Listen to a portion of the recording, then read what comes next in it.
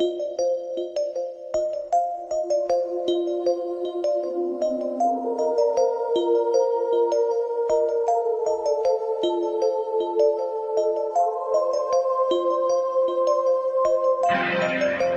are listening to And If Love Remains, Speak peace like a Buddhist. a unique show spotlighting people, ideas, science, culture, and art.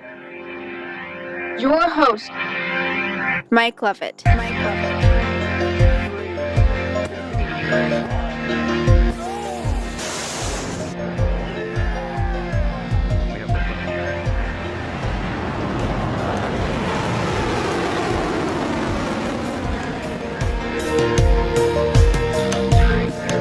Hey Rachel, thank you so much for that incredible introduction. My name is indeed Mike Leavitt. You are listening to that great podcast In the Sky, And If Love Remains, and I am its messenger. Welcome again. I am very happy to have on the show today, friend of the program, amazing guy, Will Bozeman. He is the founder and CEO of Relative, which is a wellness company. We're gonna get into that a little bit, but first of all, hey, welcome to the show, man. Thank you. Thanks for letting me on the show. I appreciate it. Oh, absolutely, Hey, so Will, I love like origin stories. Like, I think that's like you know, I'm a big superhero guy. I want to know like how the villain and the superhero became, so tell me a little bit about tell us a little bit about yourself and how you got into this business and. What's kind of your inspiration for, your career and what you've been doing for all of this? Yeah. Yeah. So it goes back actually. If you want to hear the real origin, most people don't ever get this part of it. Oh, hey, exclusive. Yeah, exclusive here. So when I was a kid, my mother was a green thumb. She loved plants. She did a lot of gardening. I loved it too. I guess that was the one thing that I kind of learned to do with her was to garden. And then, of course, as I got a little bit older, I ended up taking over the family garden. And so I just did it. That was my summer job, actually. I did that for work. My parents paid me for the produce I grew, right? It was really fun to do that. But because of that, I actually studied it and learned a lot. And the more I studied into botany back then, I just call it botany because it wasn't, I got out of just garden plants, right? I started doing a lot of other plant work. I studied medicinal plants. I thought that was so interesting. And that's what got me, kind of thinking about the properties of plants, things like that. So that's what really got my mind set on the concept of health in that general realm. Right. Further down the line, did lots of other stuff in my life. Ended up in college. By the way, I just want to slow down a little bit because I just think that's really fascinating. And I'm curious, because I think a lot of people don't think about, we live in a world where everything is, especially when it comes to medicine and drugs and things like everything is just, you're trying to, I listened to this one guy, I can't remember his name now, but he talks about like molecules, little molecules that, so you're extracting just these one molecule to do one thing in your body and things like that. But the power of plant medications, the power of going back, I guess, to our roots of like that discovery process, that must have been fascinating for you. Oh yeah. It was really fun. Going forward, I my first degrees in college were not in biology or in the medical fields. I started out in electrical engineering actually, and I went down that way. And actually, one of my first careers was in finance. So I just wasn't in that realm. I didn't do anything with medicine. I was actually in investments, financial investments, and when I was just sitting there one day at the desk, just thinking, I'm just miserable with this. This is not what I want to do at all. I'm trying to make money because I have to, but side note here, my first actual undergrad that I completed. So I started electrical engineering, but I did not continue that path. I actually flipped over to archaeology. So whoa. I did. You're like me. You're like the eclectic, I totally did. That's I awesome. did. Well, the reason why too, I was actually, to even get more into the weeds on this, I started flying airplanes when I was 17. Okay. And so going into college, you get a lot, and I was a pilot, became a pilot at I think right when I turned 19, right after I turned 19. So I got my private license back then. And I worked and earned the money for that. So that was just part of what I was doing, just something I wanted to do in life. And no one in my family understood that. So you can see how far off this is from medicine, right? This is completely different stuff. Right. But so I got a lot of push to go military, right? Oh, you're a pilot going into college. I mean, oh my gosh, perfect for a military track. So I actually did start down the path of going in the military. Well, the time frame for me to get all that done, the electrical engineering degree was going to take me 1 year longer than I could actually accomplish. And so what it was looking like. But so I had to flip to something that I could finish in the time frame, archaeology. So there I was in archaeology. There is no career in archaeology. Just for anyone listening, if you think I like archaeology, maybe I'll do something. You buy a book and read about it.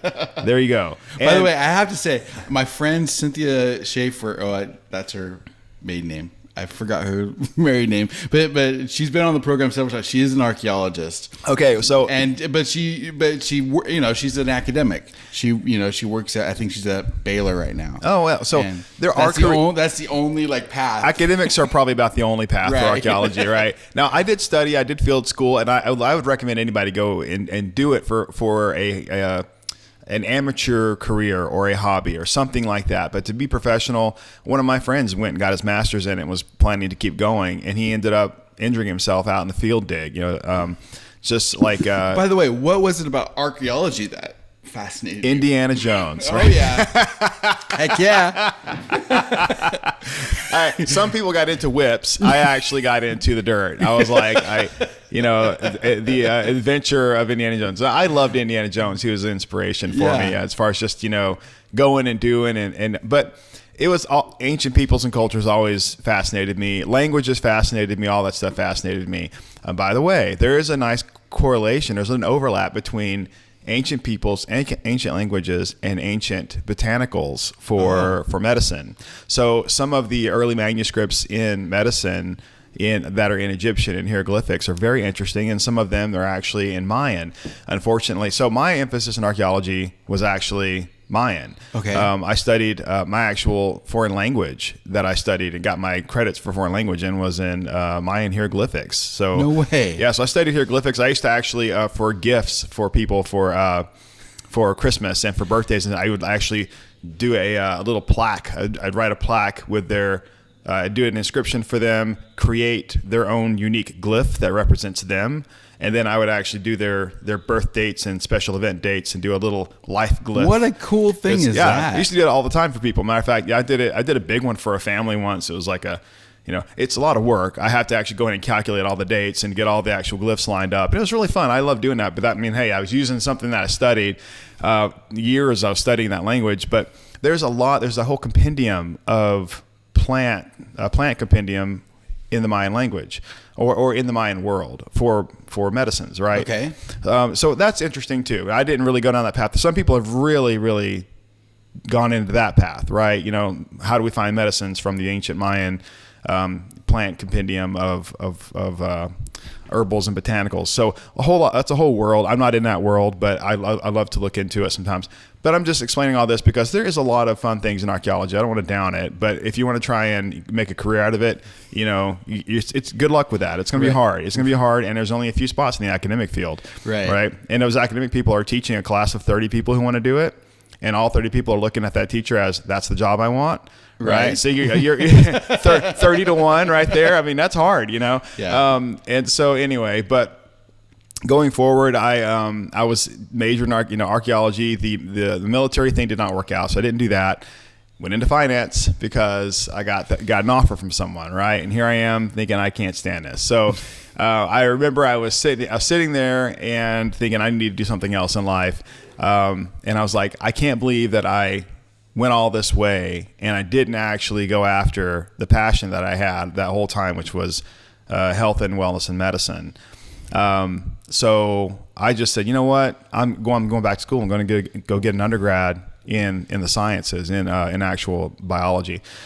So I went back and actually got my second undergrad, first undergrad in archaeology, second undergrad's in biotech. Okay. Right. And I had a associate's I completed in electrical engineering. It was the track for electrical engineering. So I have that one first.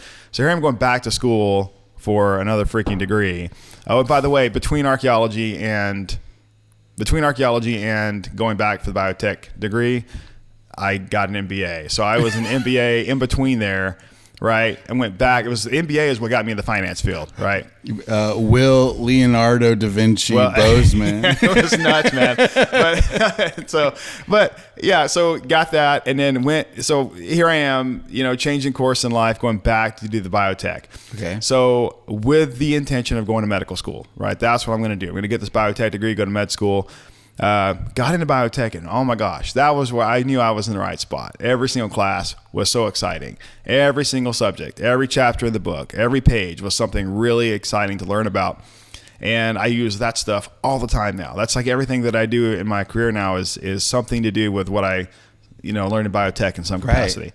So fun. So, and the field is advancing so fast. Like I was in one of my first or second year classes in biotech.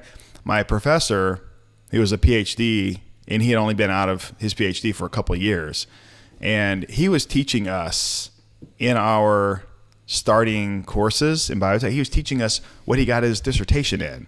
He was all like, man, he's like, I just opened the textbook, and he's like, what you guys are learning in this, basic biotech 101 class is stuff that I got my PhD on about 4 or 5 years ago. Wow. It's that fast. That cutting edge. That fast. Yeah. He's like, I was developing this exact concept in my PhD at this university. Now it's in standard Biotech 101 courses.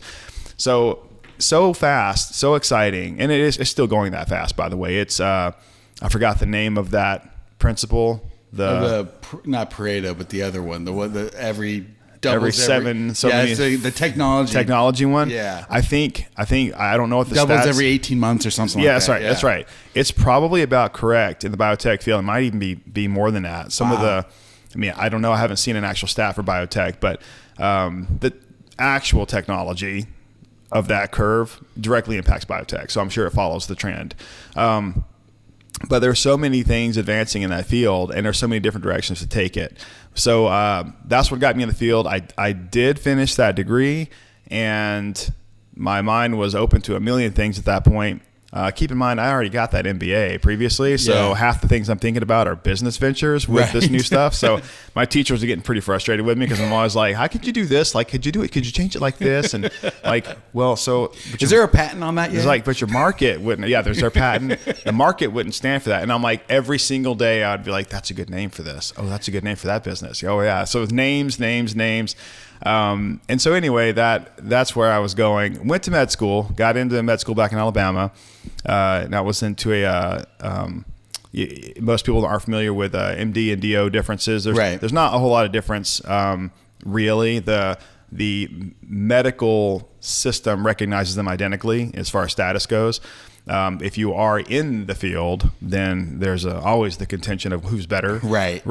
But MDs and DOs are classified as equally authoritative in medicine, so they can do anything each other can do. And just a different style of studying, basically. So I went to DO school in Alabama, and I was 2 years into that, 2 years of the academic years where you learn everything with a fire hose model, And then the second 2 years are your rotation years where you actually go and, spend time in a clinic with other doctors and see patients.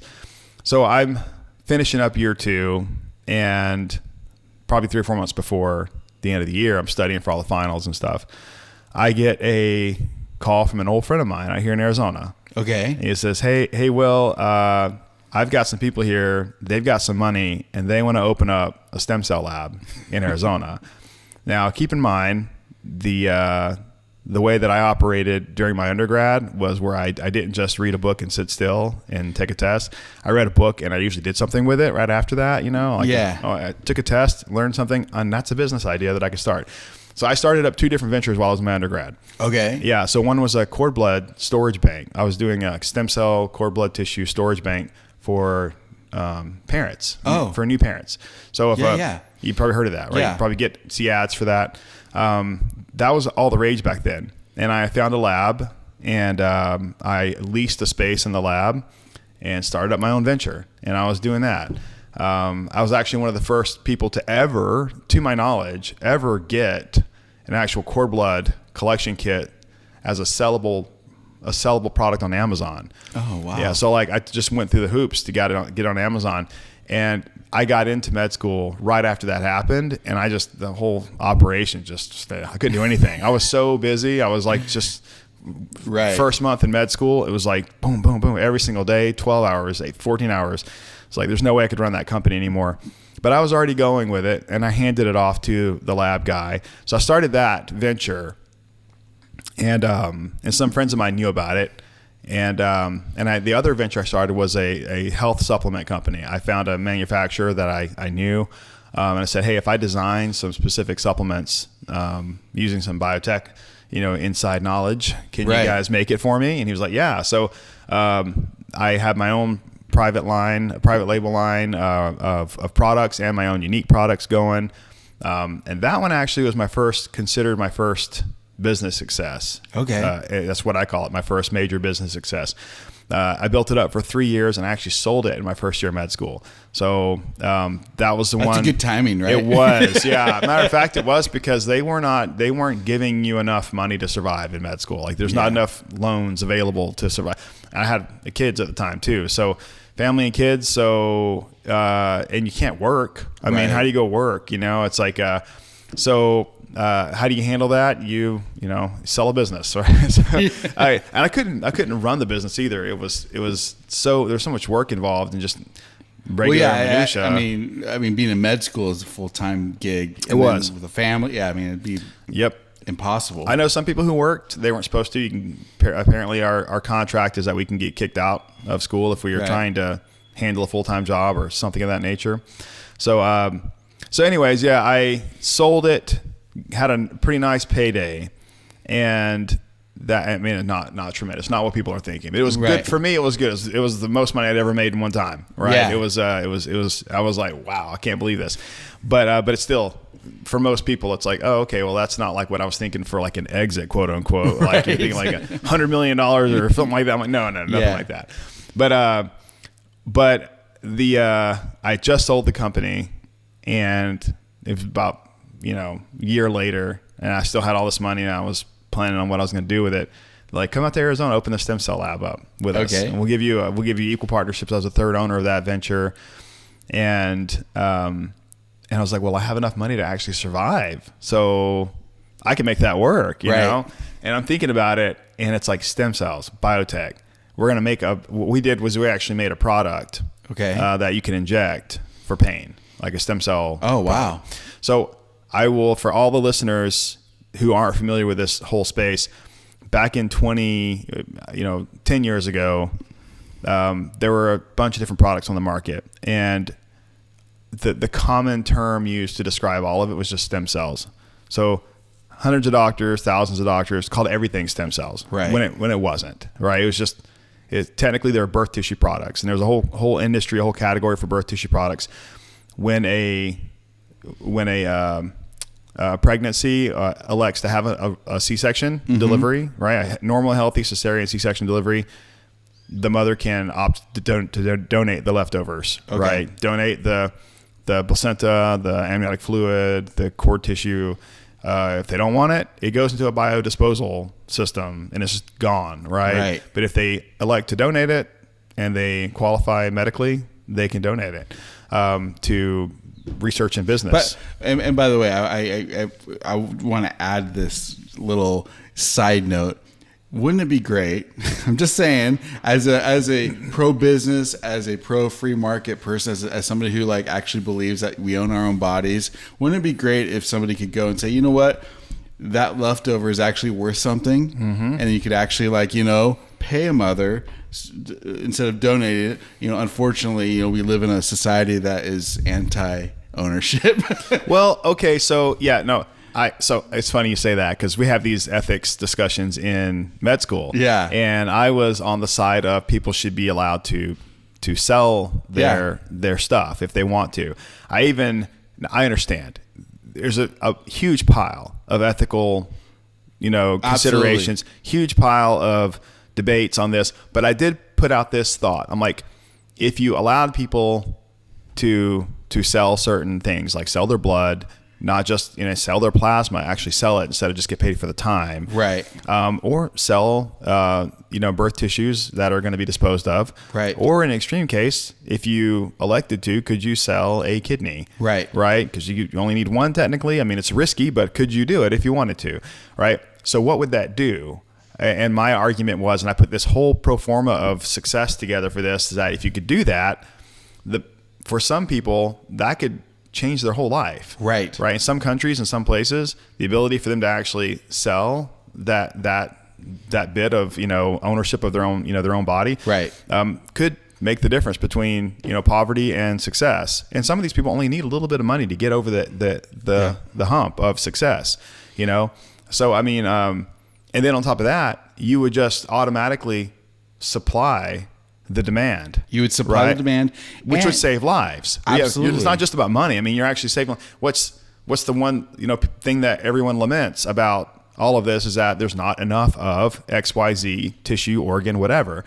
So and by the way, a deceased person. Why couldn't the deceased person's body be treated like a life insurance policy to their family, so that their stuff gets actually purchased for the family to actually benefit? I mean, it is obviously a gigantic pile of ethics to deal with, right? Well, just concepts, right? The devil is in the details, but the overall concept, the overall principle of there is something that is useful that could be,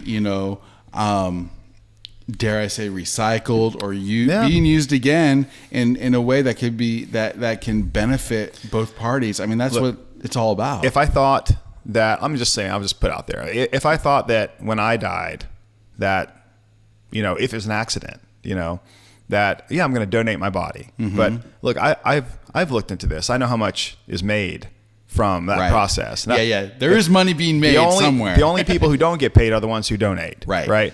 And the families of those people. Those are the ones who don't make money. People donate blood. I don't want to discourage people from donating blood, but you donate blood out of the goodness of your heart, but that blood turns into anywhere from a $600 to $3,000 or $4,000 product that the hospital is going to buy for. Hospital is going to buy it for $1,000, and an insurance company is going to reimburse that to the hospital for $3,000, and the application of that entire blood to the patient who needed it, the entire event is going to be billed for $10,000. Right. So everybody else is making money somewhere and making money except for the person who donated it. Yep.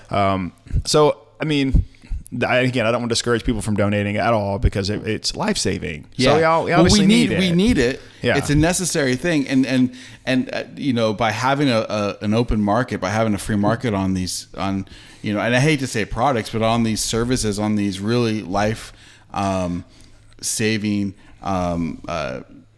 things that we have. Yep. It is really by opening that up, it does a bunch of different good things. It also it takes away the black market that so many people. So I was going to say that's one of the things that I pointed out in mine is if people could elect to sell things like that, you would definitely cut back on the black market for it because there'd be available access, right? So, I mean, someone would benefit directly for it, and it would be available. Same thing with private pay healthcare versus state paid healthcare. Yeah. Well, single pay versus dual pay, right? The reason why if you hear somebody screaming for something to happen, there's a reason why they're doing that. Typically, it's because it's not it's not the best thing for everyone, or it's not the best idea. It's because it is the opposite of what's already happening, and they think it would work out better. There's I think of the doctor's name. Great book he wrote on payer systems, single pay versus dual pay systems. I know there's a big portion of the population pressing for single pay healthcare. Right. But they're pressing for that because the de facto natural standard is to go to a dual pay system. Because honestly, if you do the math on this, it's the best way to do it.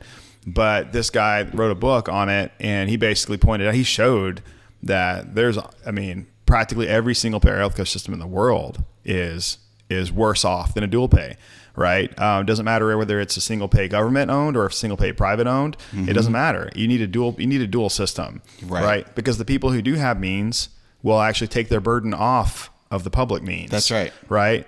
So the public has more access to care when the people who can afford to pay for their own stuff take it off the government shoulder, right? They'll pay for it themselves. And as long as you let them, right? What you don't want to do is create a system where you don't let them and you force them to go through the same process as everyone else. It's exactly, and I think a great way to think about this is exactly. I know in California and in other states, there's you have the certain places where they want to free up traffic. They'll have 4 paid lanes. Yeah, exactly. Yeah. And so through all the studies I've seen, it's not just the rich that are doing the paid lanes, but it's people that maybe somebody's late for work, right? And so they decide to do that. But what does that do? It eases the burden on everybody. It does, yeah. And it does it in a market way. It does it and I hate to say perfect, but it's as close as perfect as we can, because the price is going to fluctuate based on the demand. Yeah, if you study economy, right, and the governments are very, very, tightly tied to economy, right? I mean, it's like you can vote for one thing, but you're voting because you have an economy to deal with, and somebody's got to make money, somebody's got to earn a living somewhere, and it's all economy, right? Right.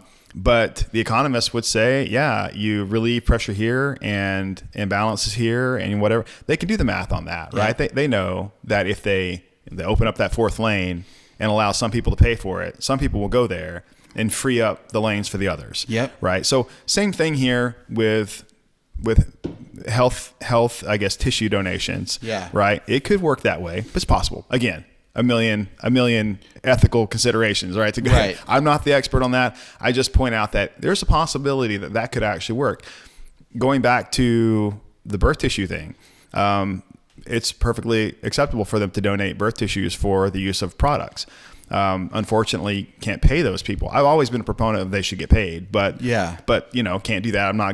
I'm not able to change that here at the moment. But what I can do is make a product that could actually work for people.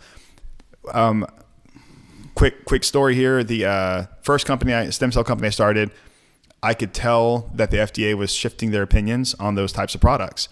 They were getting away from, back then we were doing what's called homogenized tissue injection. So what the doctor called a stem cell injection was actually an injection of a tissue, could be an amniotic membrane, could be a cord tissue, wart and jelly. It was not an isolated stem cell product. It was not a product where we had isolated out the stem cells only and put those in an injection and gave that to the doctor, because we can't do that. And in the US, we couldn't isolate a birth tissue product, or it's called an allogeneic tissue product. We couldn't isolate an allogeneic stem cell product and sell it that way. We had to basically sell it as it was, which was as the tissue. So it's homogenized, basically blended up. For anyone who's listening, homogenized means like a biologically blended into a slurry that's refined enough to do an injection. Okay. Right. And most of these you can kind of typically see through them anyway. I mean, they're fairly fluid to be able to get through a syringe. But they work tremendously well. I mean, they really did. I mean, there's no doubt about the results. We had doctors raving about it, patients raving about it. So if you consider that whole one person's trash is another person's treasure scenario, we had patients where this is the thing that worked for them, right? People who are in chronic pain, a lot of it was knee pain. Chronic knee pain, we did an amniotic fluid product. By the way, I left that one company, sold my ownership, opened up another one. Okay. That focused primarily on non-cellular injections. So we didn't do stem cell products. We did just pure fluids. And we had patients who would get tremendously better after a single injection. So I just wish the donors could know that. They just don't know that. Yeah. You're donating your amniotic fluid, and you don't know where it's going and what's going to happen to it. But I can tell you is that we made thousands of injections out of that, and patients all over the country got treated. And the one thing that I can tell people that I did personally to try and help that process was that when I opened up my second company, I came to market as the lowest price product in the country at that time. Okay. I did that on purpose because I felt it was an obligation for us to provide it at a lower price as possible so that more people could access it because it was donated. Yeah, right. It was like, right. I'm not trying to gouge the system here. Right. I want to actually be able to get it to more people. So that was my thing. I'm not sure I want a company that makes money, but we didn't make near as much as these other companies who were gigantic price products. But I'm like, no, we try to do this ethically, and we did. We got product to thousands of patients. I think we had about 30,000 patients get treated with my pure fluid products. And I had a doctor who got his knees injected for his osteoarthritis. Single injection in his knees, and he was blown away. He said, I haven't been pain-free like this for over a decade. And he said, so he would call me personally about every 6 months to let me know that it was still working. He did that for probably about 3 or 4 years. No way. Every 6 months, he would text me and say, hey, you got a second? I'm like, sure. And he's like, hey, I'm just letting you know, just for your records, I'm still pain-free. I don't have any issues. That's incredible. And I was Will. like, I was blown away too, because I don't think I had any other patients keeping track with us, telling us it's still working after all that time. Tons of patients staying successful, mostly successful after 6 months to a year. Sure. Yeah. That's what we were hoping for. It's not going to cure anything, right? We're not, this injection is not going to cure osteoarthritis at all. It's just going to help. But it's not going to fix an underlying chronic illness. And that's something I used to tell people all the time. Yeah, this is not going to cure things. It's just going to help the symptoms here. But, yeah, and sometimes that's enough. that's all you need. Half of medicine, more than half of medicine is just trying to resolve symptoms, right? Yeah. You can't cure underlying conditions and try and symptom management. I would say it's probably 90+% of medicine is trying to resolve symptoms so people can actually have some quality of life. So that was what we were doing. Very exciting, but still that whole industry. So I'm in biotech now, Right. having a lot of fun, doing all that. And then the FDA comes along and says, you know what, we're going to reclassify all these products and force everyone to do drug trials with them, which we all kind of saw coming.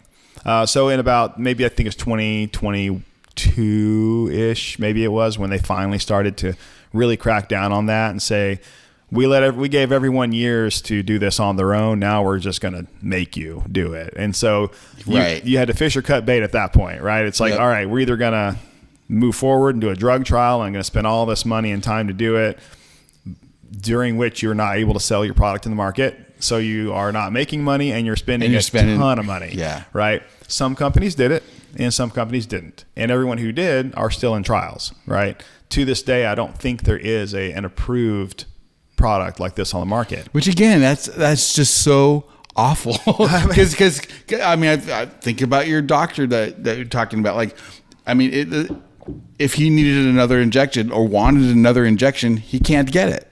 Yeah, he can't get it officially. Not that I disagree with you. Sure, he can't get it. Yeah. He could probably still. It's more difficult. It's difficult. Yeah. What the FDA has done. So a doctor can treat a patient. And I'll go into something real interesting here. None of these products were ever approved, ever. So they were all allowable because the doctor can elect to perform medical treatments on a patient. And as long as the patient consents and agrees, they can do it. Right. So that's their medical license. They can do that all day. What the FDA can do is get in between companies that make products and the doctors, right, and prohibit them from selling. And that's really where they kind of crack down. They also went after doctors too, doctors who are making claims. Right. You ever seen the supplement bottle that says this is, not intended to cure, treat, diagnose, whatever. Is a gigantic warning saying nothing that we ever do will ever be our fault. Right. It's big old lawyer disclosure. Yeah. You are taking this because you think it's pretty and it does nothing else for you. Right. And so that's exactly what doctors are having to do with all of this. But if a doctor is making a claim like this, stem cell injection, I'm going to use air quotes here for everyone listening.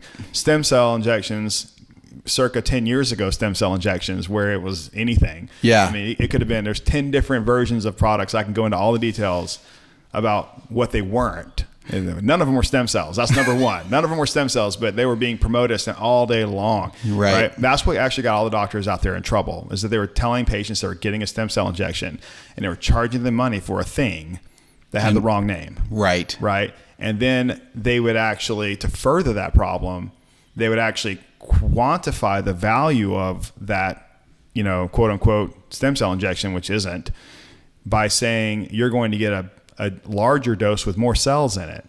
So I'm gonna use this one injection here. It's got 2 million cells. So this is, oh my gosh, I can be going to this. How much time do we have? I'm good. Let's go. Let's get into this, man. Everybody listening is gonna be like, wow, this is crazy. So if I were to make a homogenized tissue injection, okay, I would be able to show you that it has X number of cells in it at the final product. Okay. All right. And we do sterility testing and all the things. Right? Get it ready to go. It's ready to inject. But those aren't stem cells. Those are just cells. Right. I can't isolate the stem cells and sell that separately. That's something the FDA never allowed for allogeneic. Allogeneic means it comes from a donor. Okay. Autologous means it comes from you. Right.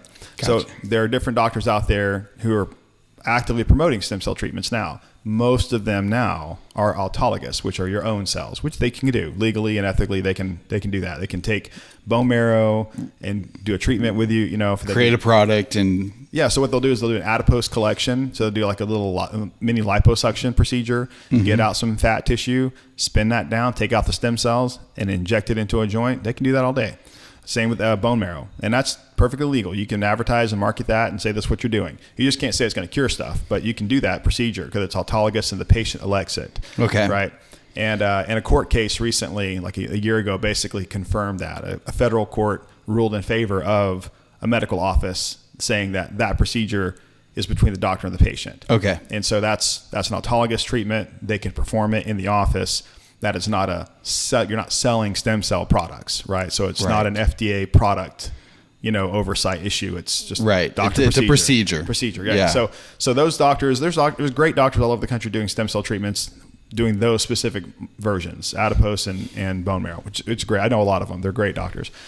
So going back to the products that are issues that the FDA was having problems with, is you got this, let's call it a cord tissue, right? Everybody knows what a cord is. Cord tissue injection, and the doctor calls it stem cells. Well, it's not stem cells. It is just cells. They're about 1% to 2% of the cell content in those products would have been classified stem cells if they were tested at all. Right. And so if the doctor said I had an injection of 5 million cells, well, he called it a stem cell product. So I'm assuming, and he may not say, I'm going to give you an injection of 5 million stem cells, but they'll say, I'm going to give you an injection that's got I'm going to give you a stem cell injection and it's got 5 million cells in it. Right. Only 1% or 2% of which may be stem cells. So I want to just back up a little bit so I make sure that I understand. So for example, you see this in all kinds of products where, even like toothpaste, where you'll look at the ingredients and it'll say, the effective ingredient of this thing is, maybe, 1% or 2% of the entire product. Right. And then the rest is, some sort of filler for whatever reason. But they're not doing the thing that you want it to do. They're there for a different purpose. Right. Maybe color, maybe fill, whatever it is. Right. And so what you're saying is essentially the same thing, where the effective ingredient of these products would be the stem cells themselves. But since you can't legally separate them, and you're using, a tissue that has stem cells, but since you can't separate it, you kind of have to homogenize it and put it all together, and maybe the effective ingredient, which is the stem cells, is only 1% or 2% of it. You've got all these other cells in there that are filler. Now you see how problematic it is, right, to just call it a stem cell injection. Right. How misleading is it? Now, I don't want to say that everyone out there did that on purpose, right? If a doctor wanted to start doing these injections, they were being told it's a stem cell injection, right, by other doctors, by sales reps, by companies, and it is a ratio or a. I mean, I don't know how precise you can measure this stuff, but if like maybe, and I'm going to use an extreme example. I mean, is it possible that a doctor could give an injection and it would have like nearly 0%, but it's just, it's and then another one, maybe it's, 5 or 6%. Yeah. So there's definitely variability from tissue to tissue, from batch to batch, right? Some tissues have higher concentrations. On average, though, I mean, you got some pretty good averages. Lots of tissue studies in history. Right? Okay. Obviously, every tissue we can find in the human body has been, studied, right? So they've done. So we know which ones are the best and how to. Yeah. Exactly. So amniotic membrane was actually one of the first ones. Oh my gosh, I could tell you a story if we had to do another podcast episode on this one about how the birth tissue industry evolved from one tissue type to another as being the primary, or the chosen, type. Right. And I actually had some pretty strong involvement in that myself. I'll just tell you, we don't have to do another episode here. Okay. Well, everybody listening's having fun. Listen, it sounds like you had enough stories. We'll do another episode anyway, but let's hear the story. No, that first stem cell company that I started. Yeah. There was only a couple in the market at that point. Nobody else. It wasn't big yet. And that's why this group wanted to do it. They saw some of the bigger companies out there were really hitting the market and very successful. So I came in, brought my resources, brought my people that I knew.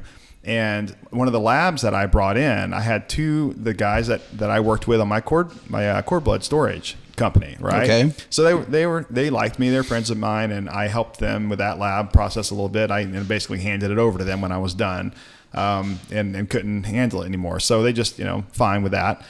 But I brought them in and hired them to develop the product in the lab and make it for us, contract manufacturer. But they actually didn't know how to make it. I remember, it was funny because, they're both PhDs. They both had doctorate degrees, but they didn't do all this. Their PhDs were just I think it was in biology or something else. They didn't do all of this work in their PhD. So they weren't necessarily experts in making these products. And so when I came to them and said, here's what I want to make, I want to take amniotic membrane and make it into an injection. And they're like, okay, well, do you have any sort of literature or a guide or protocols for that? And I'm all like, well, I thought you would do that part, And they're like, no, I've never done anything like that. So they didn't make any products. And I was like, okay, well, let me do some work. So I dug into the research on this. I pulled out a handful of great literature and articles for them to go off of. And I actually put together a protocol for this, for them. Right. And if you ask them today, they would deny. I mean, I don't even know if no one's going to ask them, but they would vehemently deny that anyone else did that for them. Right. Right. But I wrote that protocol out. And I wrote all the literature for our whole company. I did everything, every piece of written content I did, every piece of research I did, for the company. The other two partners were not science-backed people. Right. They were just money people. And so they had no other qualifications, right? Except for they paid for stuff. Right. Which was fine. That's an important qualification. It is an important qualification, but they were terrified when I left because they didn't have anyone. I bet they were. They were. It was so funny. I could see the terror in their eyes when I was like, I want to sell my shares and be out of the company. They're like, what? They said, would you please stay on and at least talk to doctors when they call? For a few months. I'm like, yeah, sure. Yeah. I don't want to hurt you. I just want to be out of the company. Right. I want to do my own thing. I don't want to, be doing what you guys are doing anymore. But anyways, aside from that. So this one group, we locked them up under a contract so that they were prohibited from working with amniotic membrane as a non-compete for, so many, months or years after they terminate with us. Right. Well, they did terminate with us eventually. And luckily I'd already secured other production means, things like that. And we were actually building a lab here in Arizona at the time. So I was working on that full time, and we ended up hiring a great PhD to come over and actually make product here. So we were able to transfer, but away from them, but they were moving on to other ventures. And one thing that they got, so the former CEO and my old partner, he was businessman, right? Right. And he was like, oh, I'll just send them a nice legal letter that says they're prohibited from working with these tissues because I can. Yeah. And so he did. And so they got scared. And so their attorney said, yeah, but that specifically says amniotic membrane. And they had both gone on to other big companies to help them develop product lines just like ours. Right. One of them was pretty big, and they were getting into the market.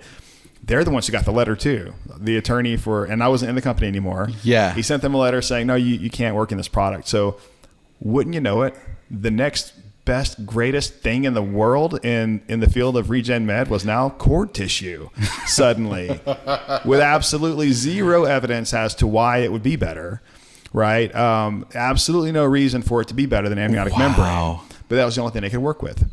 And so they started homogenizing cord tissue as an injection instead of amniotic membrane.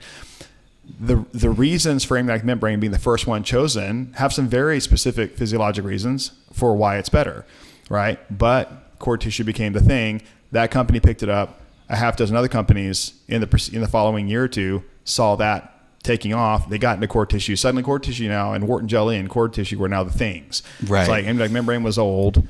Cord tissue was the thing.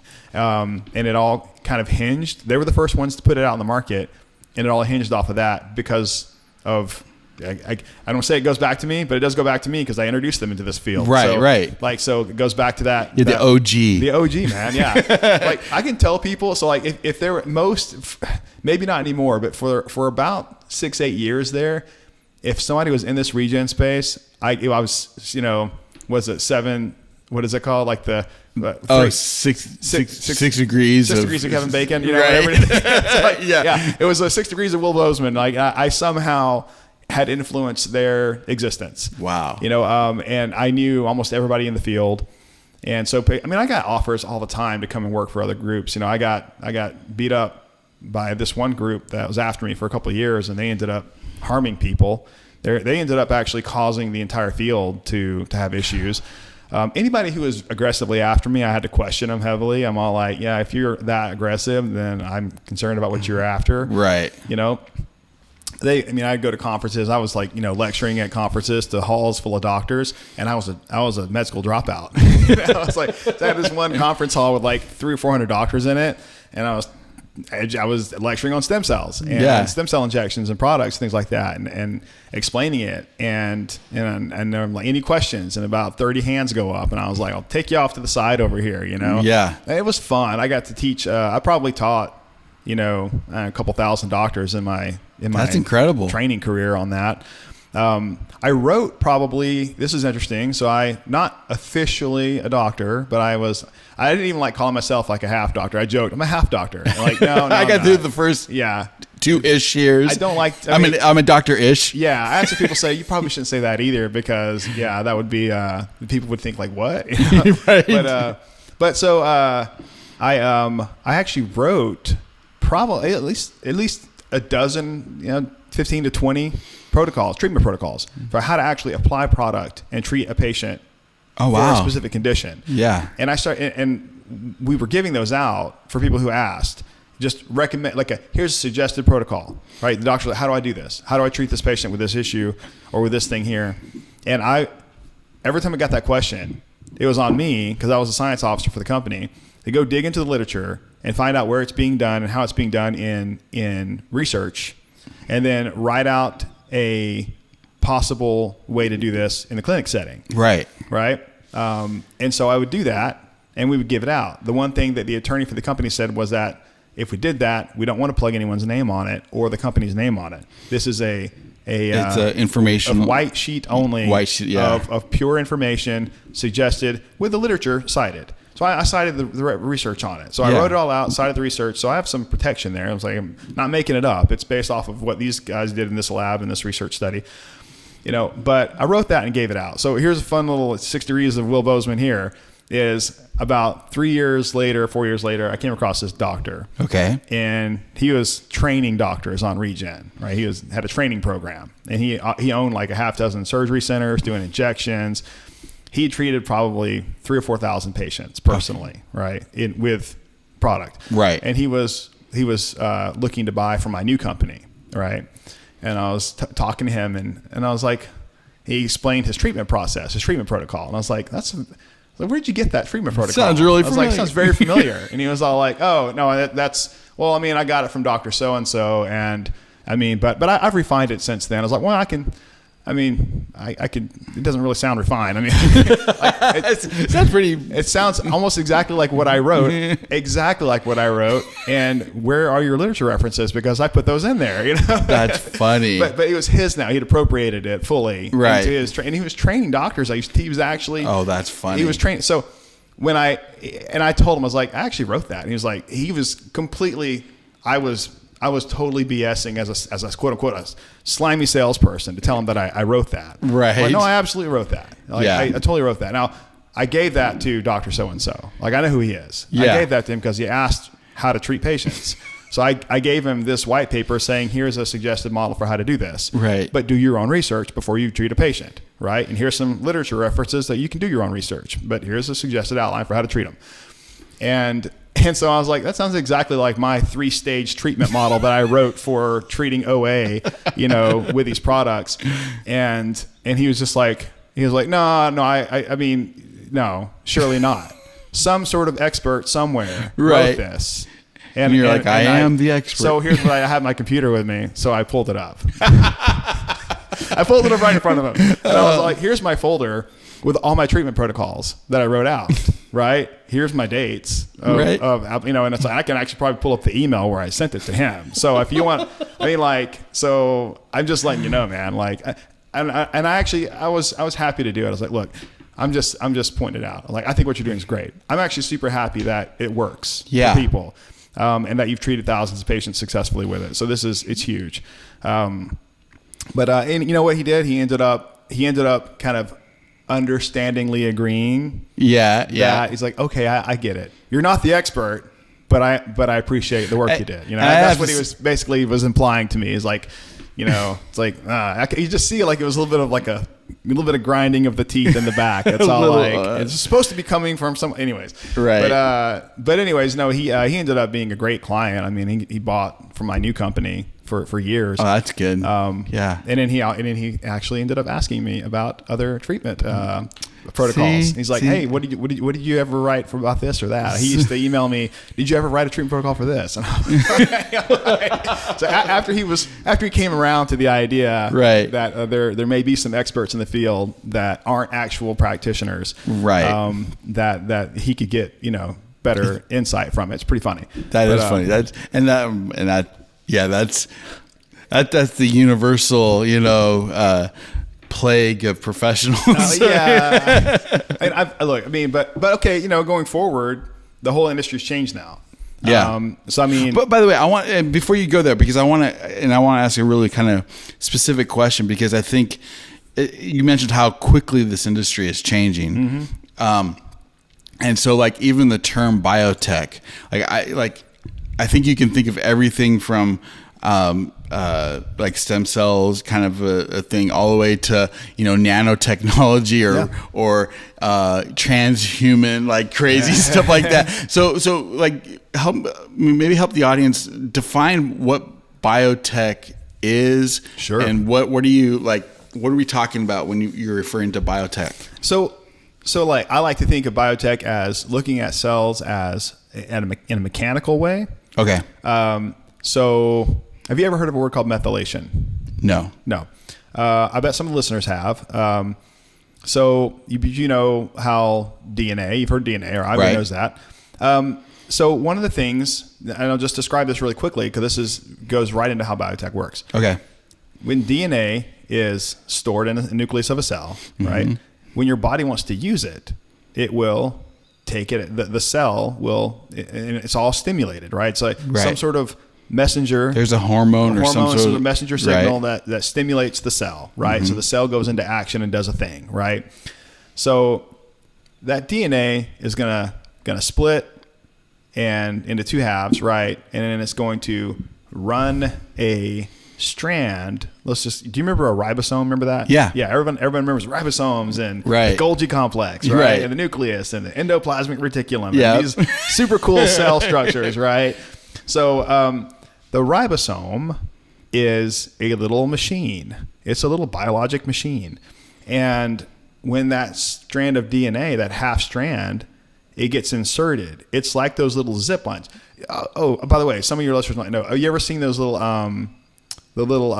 spinner battles where you zip and spin and the little thing goes down there and it's like a battle bot, and they're spinning around and bouncing each other out of it. So I like those little zip cords. Right. Looks like a little strand of DNA. Okay. Right. And the little zip container thing is the ribosome. It's kind of fun. Anyway. That is cool. My kids love that game. And I'm like, this is so biotech, guys. You don't even know. You don't even know. When you get older, you're going to love this. I am training you early. and spin that ribosome. Spin it. Yeah, spin it. And then that's actually, so the DNA will go through there and it will tell the ribosome which amino acid to pull out of the mass, out of the storage box over here of amino acids, and how to build them and put them together in a protein. Okay. So making a protein. We used to joke because when it goes to the ribosome, it's don't look behind the curtain, right? It's like you can't see what's happening inside this box, right? But all of a sudden, the thing pops out. It's like this box is this magic box is making proteins, right. And then it's just spitting out something. So that's really so much of what biotech has been in the past has been that. Okay. Manipulating and managing that process. So you get the result that you want. Right. How do you make a protein that you want? Right. Oh, okay. I know. Here's what we get. We got to go in and cut the DNA. We're going to splice it and we're going to add a new piece in and we're going to reattach it. And we can do that with enzymes and all sorts of other stuff. And then once by the way, that's amazing. Like by using chemistry, and it is really cool. That's wild. Yeah. So I did this 1,000 times in my biotech program, right? So you would take, I could draw a piece of paper for everyone, but if I took a strand that was like 100 segments long, I could identify what I'm looking for, which is a thing called a primer. I could say a primer is a little piece of DNA that is identical to what you're trying to make, or trying to find, right? And you can put that in there, and it will identify where on the DNA it should be. Oh, it matches up right here. Boom. Right. This is the gene that makes this, right? So that primer is going to find it in all of the DNA. There's billions of sequences and all that stuff. In all of the DNA, it will find the exact right spot, and that's where it goes. And it can actually cut right there. That's where the knife goes. Right? That's amazing. So you find it, you make the cut, and then you can actually insert a different piece of DNA and then actually take the primer off or whatever, I forget all the processes we do, and then reattach it. And now you have a different strand. And you can actually, now you run it through the ribosome. And now you get a different DNA. You get different protein. So we did this, and what we would do, there's a really cool protein called a phosphorescent green protein. It comes from a jellyfish. Okay. Super fun. Right? I think I haven't heard. This sounds familiar. Yeah. So people think, okay, it's just a fun experiment. It's not actually. This is actually how we identify if a cell has uptaken the right piece of DNA, because we would actually put the green fluorescent protein sequence in it. Right. So I want to make insulin. Right. So by the way, insulin is made in biotech process. We used to get it from pigs. Now we actually make it. In med school, this is so funny because, when I went to med school, it was in 2013-ish, and biotech still wasn't quite, it was just becoming standard curriculum to learn that stuff. So, but I just majored in it. So I just completely dominated that field. It was so funny. I mean, these questions would pop up and be like, raise my hand. I'm like, well, it works like that, but it's more like this. And people are like, just shut up, Will. And I'm like, okay, I'm fine. So, but I'll keep all my business ideas to myself. Yeah, exactly. I'm like, y'all don't even know. I'd ask professors about it, and they're just deer in the headlights sometimes. I felt so bad. I'm like, you guys are seasoned, tenured medical professors, and you're just staring at me like, like I just brought up some sort of theoretical physics equation in the middle of something. Like that's what they were like. Well, I'll have to get to after class. And I'm like, hold on, okay. Let me pull the leeches off the body. I felt bad. I'm like you guys are. I know you guys do continuing education, but you guys avoid this stuff. I know you do. It's like this is you don't want to continue adding this. It gives you a headache, biotech stuff. But some of them are experts, and some of them are just like they just don't do that field. And I asked one doctor about stem cells once, and he was like, it's 2013. He was like, oh, that's outside the realm of concept medicine. Like we don't know enough about it to even talk about it. And I'm like, well, I'm starting up a freaking business doing this next month, and I'm leaving the school to do it. So, and I was trying to get your opinion on this, and you don't have one, and you're the expert in this whole field, and the whole school you're expert on. You're considered the expert on this, and and your expertise is limited to there's not enough data to even. And I'm like, oh, okay. Well, I mean, there probably wasn't, but I mean, that was just his experience. Anyway, so So to make insulin, we would add the insulin gene, the sequence, and we'd also add the glow protein on it as well. And so then you would send that into your, we use E. coli is the perfect engine, by the way. It's a different strain. It's not the back. You still don't want to drink it though. But E. coli is the super simple. It is just a machine. That's all it is. It's just an engine.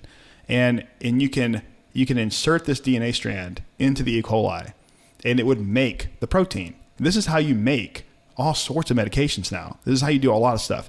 So you would find the gene you want, insert it into the E. coli, and have it produce it like an engine. Okay. When your slurry gets concentrated enough, you kill it all, and then you spin it down and isolate out your product. And now you've got this super awesome, perfectly pure concentrated insulin, right? Well, that is standard process now. It was magic, 20 years ago, and now it's mass production now. Everyone does it. It's how all insulin's made now, I think.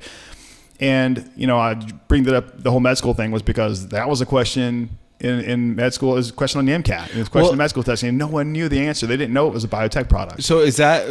And I'm just again, my crazy brain. This is I'm like the footnotes of like you say one thing, I go over here. Yeah, no, but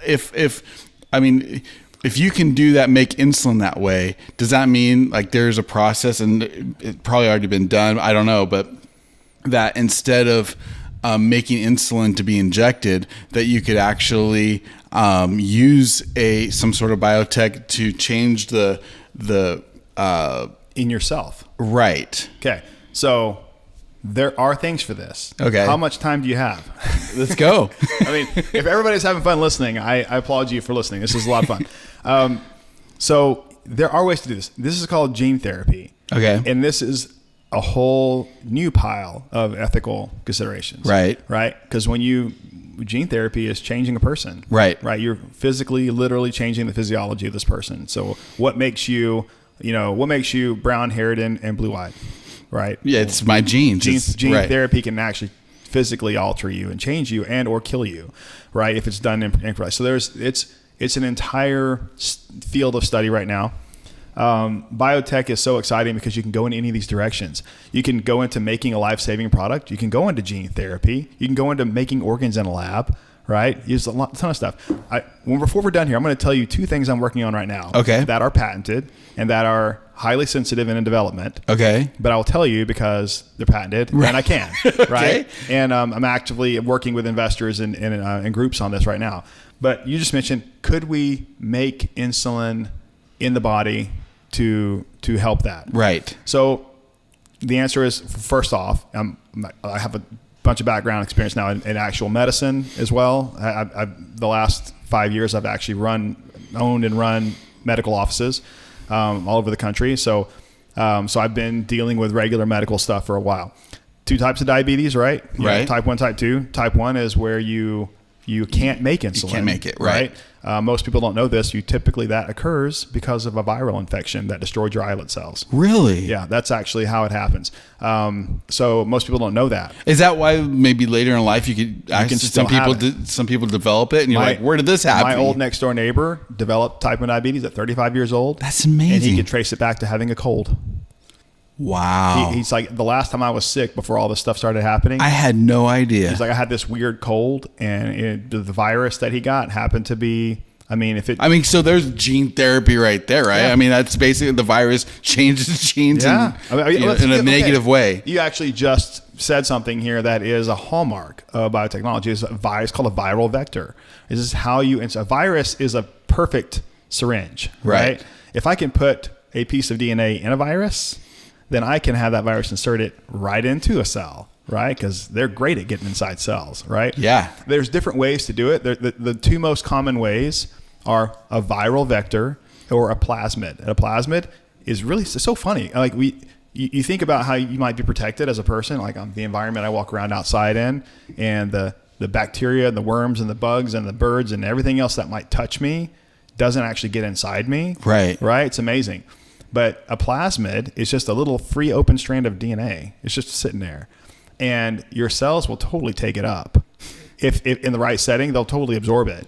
And you can actually design a cell to be susceptible to that. Okay. So you can actually make so they call them competent. It's called a competent cell, like for biotechnology. You want an E. coli that's called a competent, so it can actually absorb a plasmid. Okay. And that way you bypass using viruses, because viruses can change, right? You don't want to mess with them too much, because they can actually, we experienced that, right? Yes, they can. Yes.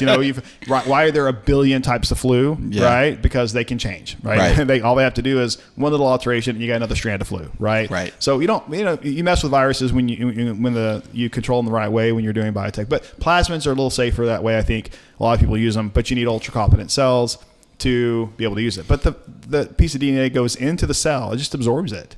And then once it absorbs it, it just starts processing it. Its engine turns on, runs the DNA cycle over and over and over, and produces whatever it is it's making. Because it's a machine. It's a machine. It's a computer running a program. It's just a machine. And how it produces it, you remember the Golgi complex? Yeah. Right?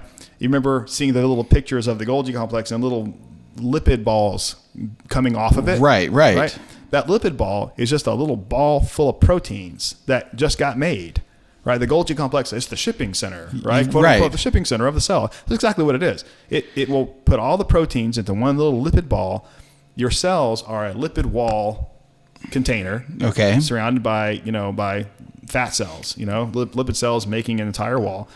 Those little Golgi complex balls are also little mini lipid balls. When they get to the edge of the cell, the two different lipids can actually interact, unlike waters, right? And other things that are resistant, but the lipids can actually interact. So it can make its way through the cell, and it can excrete through the cell without having to dissolve. That's insane. So that's how you get it out. And that's called an exosome, an exo body, or an exit body. Okay, yeah. Right? It's exosome. Leaving the cell. Yeah. Okay. So there's products out there called exosomes. People get exosome injections. There's topical stuff. Exosomes are a big regen product category. Wait, so that's why topical stuff? Because I never understood why topical stuff works. I was like, but that's wise because some of it, yeah. I mean, it goes in and then it excretes out. That I actually have a whole product line called Regen Aesthetics that is exosome based for topical use. Okay.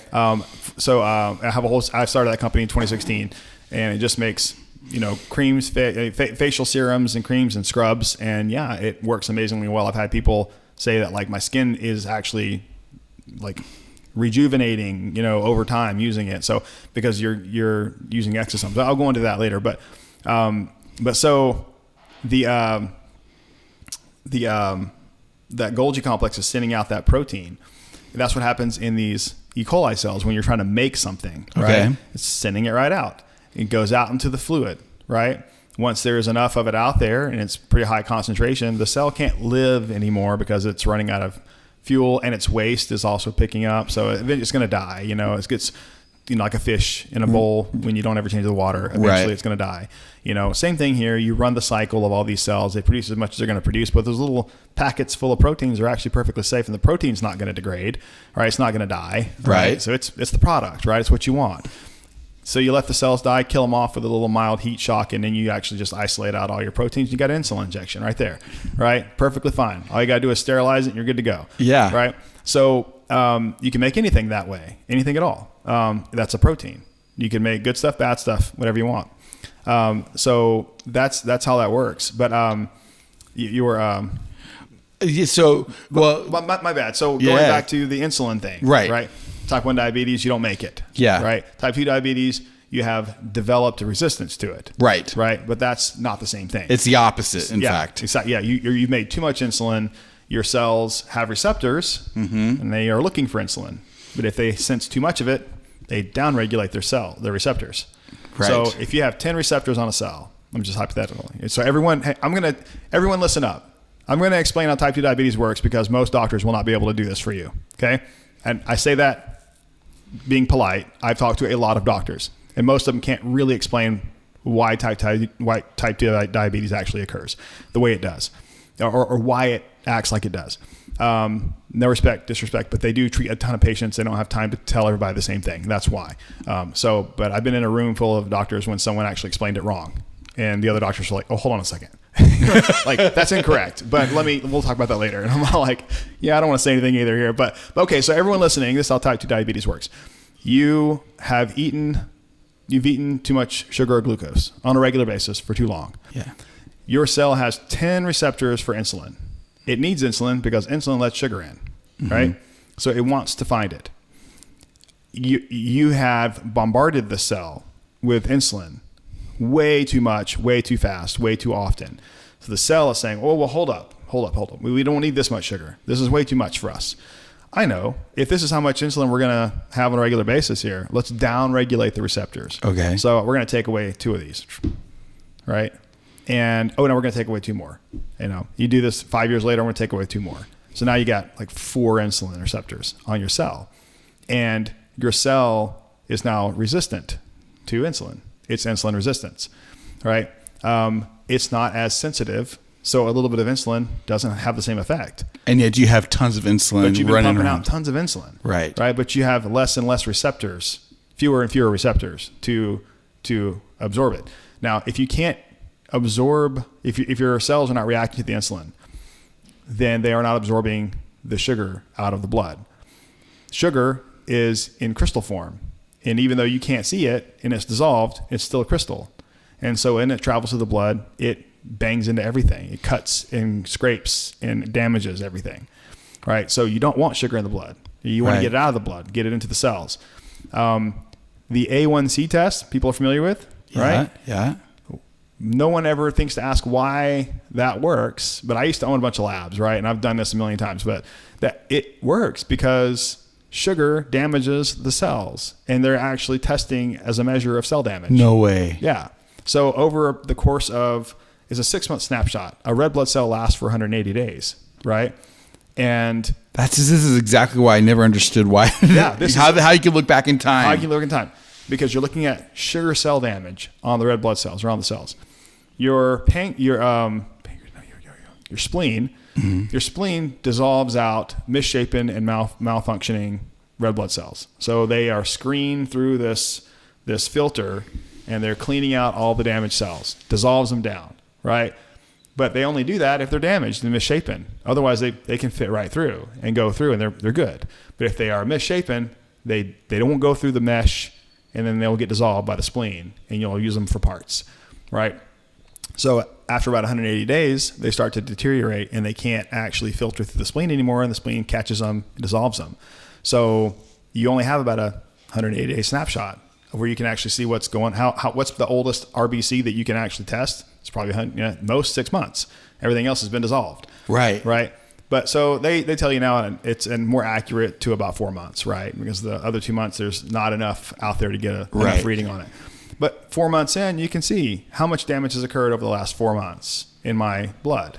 And that's what the A1C tests for. And it does that by testing as a factor of how many, I believe it's how many sugar molecules have embedded themselves in the RBC. Yeah. And the damage that causes. And that's how they test it. Well, and I think one of the reasons, there's a bunch of reasons why that concept is so important, is the more and more that I've looked at, the more and more chronic diseases, chronic pain, any kind of issues that we have in our modern society as a health problem, it goes back to inflammation caused by too much sugar in the blood. And that makes sense. That if these little crystals that are causing damage, that's going to cause inflammation, and that's going to cause all kinds of chaos in the body. Not to mention, you're going to probably, because from my understanding, that those sugars then get transformed into fat cells,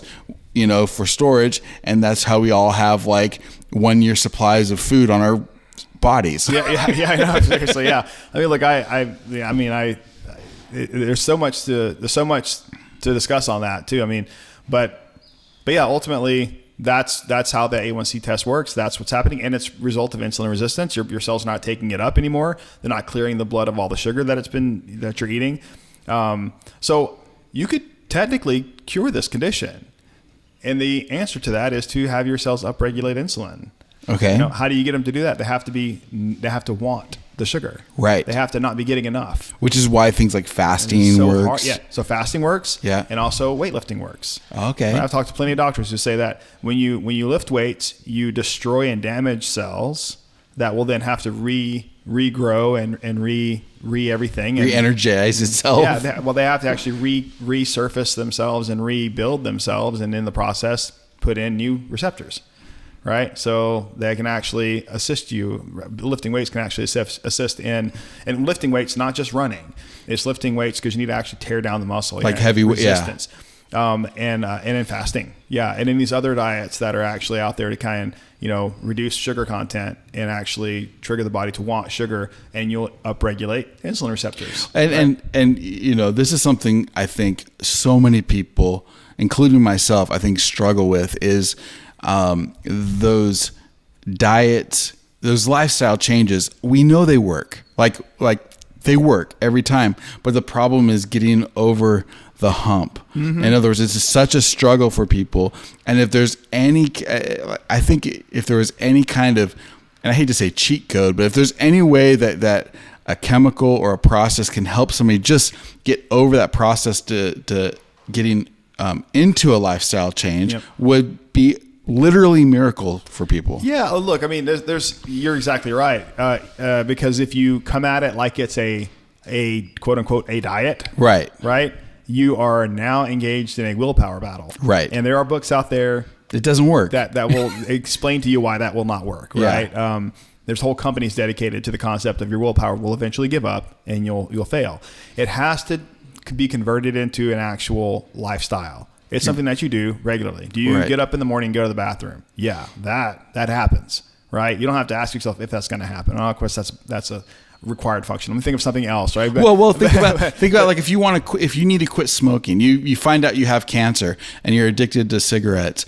If there was a way that, I don't know, you could have a patch or something to help you not take in the bad stuff that will help you get over the top of that eventually could get you completely off. Yeah. I mean, it's a step to get you there. Right. The lifestyle change you need. And that step. Yeah, absolutely. And things are like that. You probably heard of semaglutide or Ozempic, Yeah. That's doing a lot of this right now because it can stimulate the it's not an appetite suppressant, quote unquote, but it's kind of doing that. Right. When you get those injections, people aren't as hungry. And they can go more through the day without craving food and wanting food. Right. And sometimes they have to remind themselves to eat, Oh, okay, that's great. You're still getting enough calories. You still get what you need. Right. But you're not just like sitting around thinking, "What? I need to eat something right now." Yeah. I'm just always hungry, Like I've been there, man. I mean, the 11 o'clock ice cream run. Right. I mean, the 10 o'clock. Who raise your hand if you've had that? If Cold Stone's open till midnight. Yeah. Right. And you're watching Netflix and you want to go out and grab something. 10:30. Absolutely. Or there's this custard place around here that I got addicted to for a while, and they're open till like 11. So I was in the car at 10:30 sometimes, go in there and get some custard.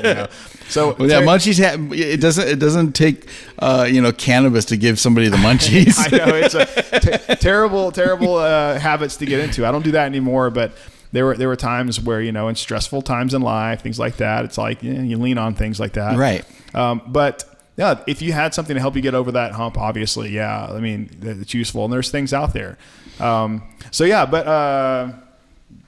Gonna go back to biotech? Gonna go back to let's go back. No, yeah, absolutely. Go back to biotech. Do we have a time limit now on more stuff, or do you want me to just go in? No, I'm good. I mean, I'm fine. I think let's go back to biotech, and because you mentioned the two things that you want to share. Things I'll share. Okay. And then and I would love to do this again. Yeah, absolutely. Yeah. Okay. So yeah. So talking about you mentioned, what if we could make a treatment in the body, right, that could produce insulin, right? So raise your hand, metaphorically, if you've ever heard of a material called graphene. Oh yes. Okay, graphene. So I'm waiting for all the listeners to raise their hands. Right. So graphene about 20 years ago came into existence as a novel material. It is a pure single layer carbon atom sheet. So why is that significant? Because I don't believe there's any other material out there that can form itself into a single atomic layer and be an actual manipulable material in the sciences. So it's got a tremendous amount of capabilities and processes. And it actually operates itself like a crystalline structure. So it's very, very different. Now, keep in mind that graphene is also just a different version of carbon, which is like graphite and coal and diamonds and all. It's just carbon, right? But made into this sheet layer, it becomes an extremely different material.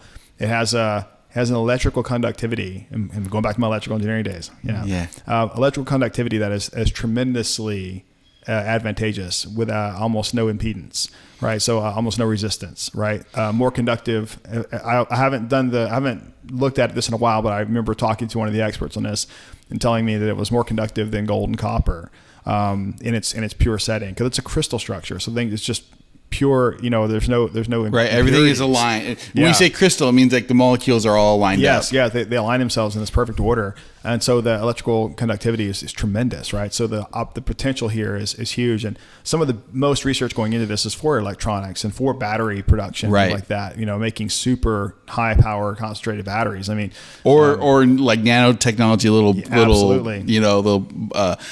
machines and vehicles. I've seen stuff like that. Blows my mind. Yeah, graphene is at the forefront of all that, and because of its conductive nature and because it's actually just carbon. I mean, if you can mass produce that, the material for it is everywhere. I mean, my grass clippings could become a world-changing product, right? Because I can convert that into carbon. So yeah, you talk about all these. That'd be amazing. Everyone has a little graphene. It's like a flux capacitor, right? Like graphene. You got your coffee machine and your graphene maker right next to each other. It's like, so yeah. It'd be so awesome. Now I'm thinking about Back to the Future. Okay, so but no. TM, by the way, graphene maker trademark. Called it. Oh my gosh.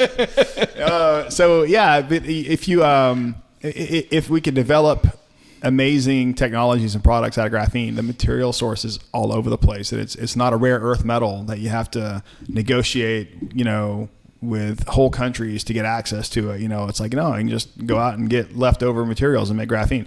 So graphene, biotech and graphene. What in the world's going on? It is a completely new field. And everyone listening here, this is something that no one else in the world knows about.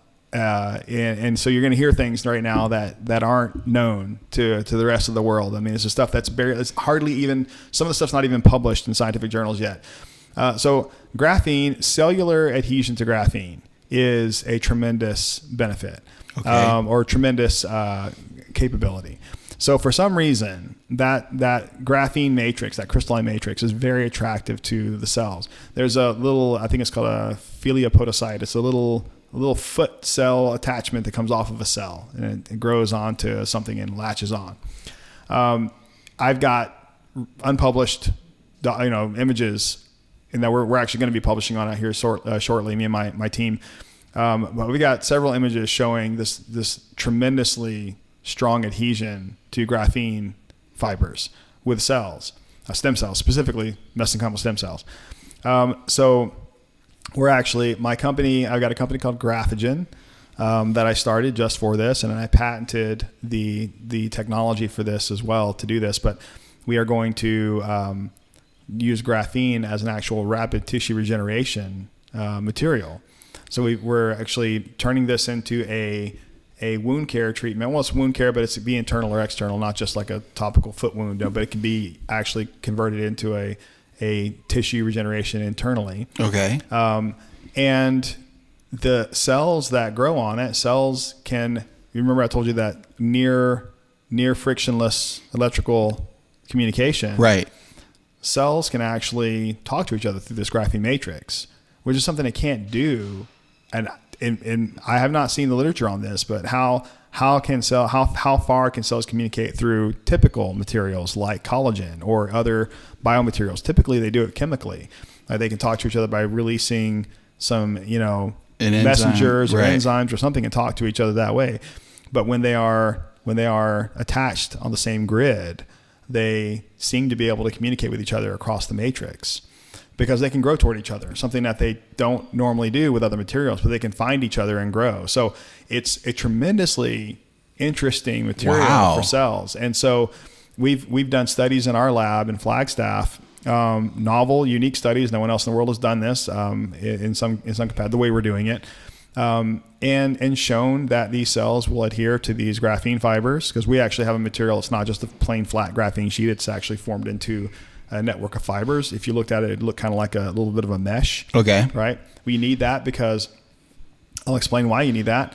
But a single flat layer of carbon of graphene, the cells would actually grow and flatten out, and their actual cell lines will actually align to the shape of the crystals. Right.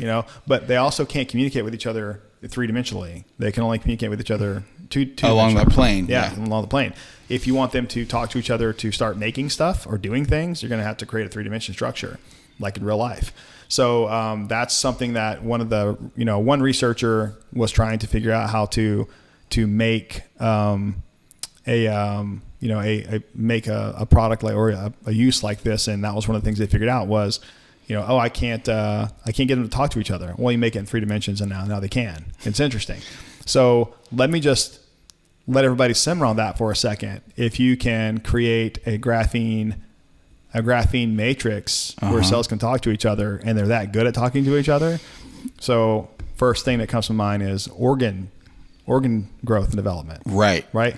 I've not seen any tremendously successful, organ growth processes yet. I know they're doing it. It's working. But when they use collagen matrix for the structure. Okay. And then they try and get the cells to grow into an organ. And it's not been as easy as we thought, right, to do that. Say we, like the community. Right. It's not been as easy as they thought to do that. Somehow it's very, very difficult to get them all to align and work. I believe that the secret solution to that is going to be using graphene matrices instead of collagen, or blending them, actually using my thought is using a graphene based base matrix and then actually coating it in a collagen fiber. Okay. Right. So they can still talk to each other, but they can still grow. There's a couple different ways to slice that pie up, to make it work. But so my company right now is doing that. One of the things I was going to mention too is that being an electrically based material, right? Nerve cells actually can. Oh, talk that's to each insane. Other. So this one group did a experiment, and I've seen the video and read the study. It's very, very interesting, where they severed the spinal cord of a rat, and then they actually reconnected it using graphene matrix. And within a couple of days, the rat was walking around again on all fours. Are you serious? Absolutely. Now the spinal cord had not healed, but the connections were getting through. It could actually talk. The cells could talk across that gap. Within 2 weeks. Which again, okay, it didn't heal. It's not healed yet. Right. Communicating is the first step to healing. Right. So it's got to be able to talk to each other to do it. So within 2 weeks, the evidence showed it had regained 95% of its functionality back. Wow. So after 2 days, it was just hobbling around, but it was hobbling. Its back legs were working. Right. Within 2 weeks, it had regained 95% of its functionality, and that was documented. And it was using graphene. Now, what they were doing is a little bit different from a regular graphene mesh, like I'm talking about. I'm using a simplified version of that to try and regenerate tissue across a divide, right? You have a surgical divide or a torn divide or something like that, and you want to have it regrow rapidly. You put a graphene matrix down, and the cells that are already there can shoot across the divide using graphene as a substrate. That's what my company is trying to work on right now. So that's super interesting stuff. Way interesting. Yeah. That's just absolutely, because again, you go with an extreme example like a spinal cord injury, but the implications of that are like across the board crazy. We're talking, if that's true as far as it's an electrical based system, because now you're talking about, brain diseases, Alzheimer's, all kinds of nerve and I listen, I'm no expert. I'm just a dumb musician, but it seems to me like I think we underestimate the role of electricity in how the body works. Oh gosh. So yeah, I don't want to interrupt you, but okay, I could talk about electricity for years, days, weeks, whatever you call it. The company I've been, in 2019, I started up a whole pain treatment program, a whole pain management practice, and a whole pain management system. Right. Called neurofunctional pain management. It uses high pulse electrical analgesic technology to relieve pain, combining that with IV hydration, vitamin mineral hydration therapies. The combination is phenomenal. It is. I call it the next generation of pain management. Because it will be. I mean, once it fully involves into the system, it's out there. I mean, so you're basically talking like some sort of saline solution plus electricity. So there's a couple. It's really interesting. So let's table the graphene for 1 second. Yeah. I'm gonna go back to that. But in this particular neurofunctional pain management, so what we're doing is the high pulse electrical technology, the high pulse electrical frequency will depolarize pain neurons. There's two things it's doing: it's depolarizing pain neurons, preventing the pain signal from getting to the brain. That de-escalates the inflammation cycle. So if you can't feel the pain, the inflammation cycle subsides, right? Because your brain is pumping out the signals to inflame the tissue to heal and protect, right? That's inflammation. You depolarize that, and then you actually open up the channels for neuropeptides and neurotransmitters, right? So you're actually triggering the opening of these. And once they do that, they're triggering a range of activities that occur after that. So some of the neurotransmitters that are released are endorphins, enkephalins, and GABA. GABA is a pretty powerful one. Tons and tons of things that GABA can do. Okay. If it's done the right way, controlled setting. In that scenario, that combination, I think there's a glutamate and some other neurotransmitters that are released as well, but that little triple combination right there is the pain relieving effect.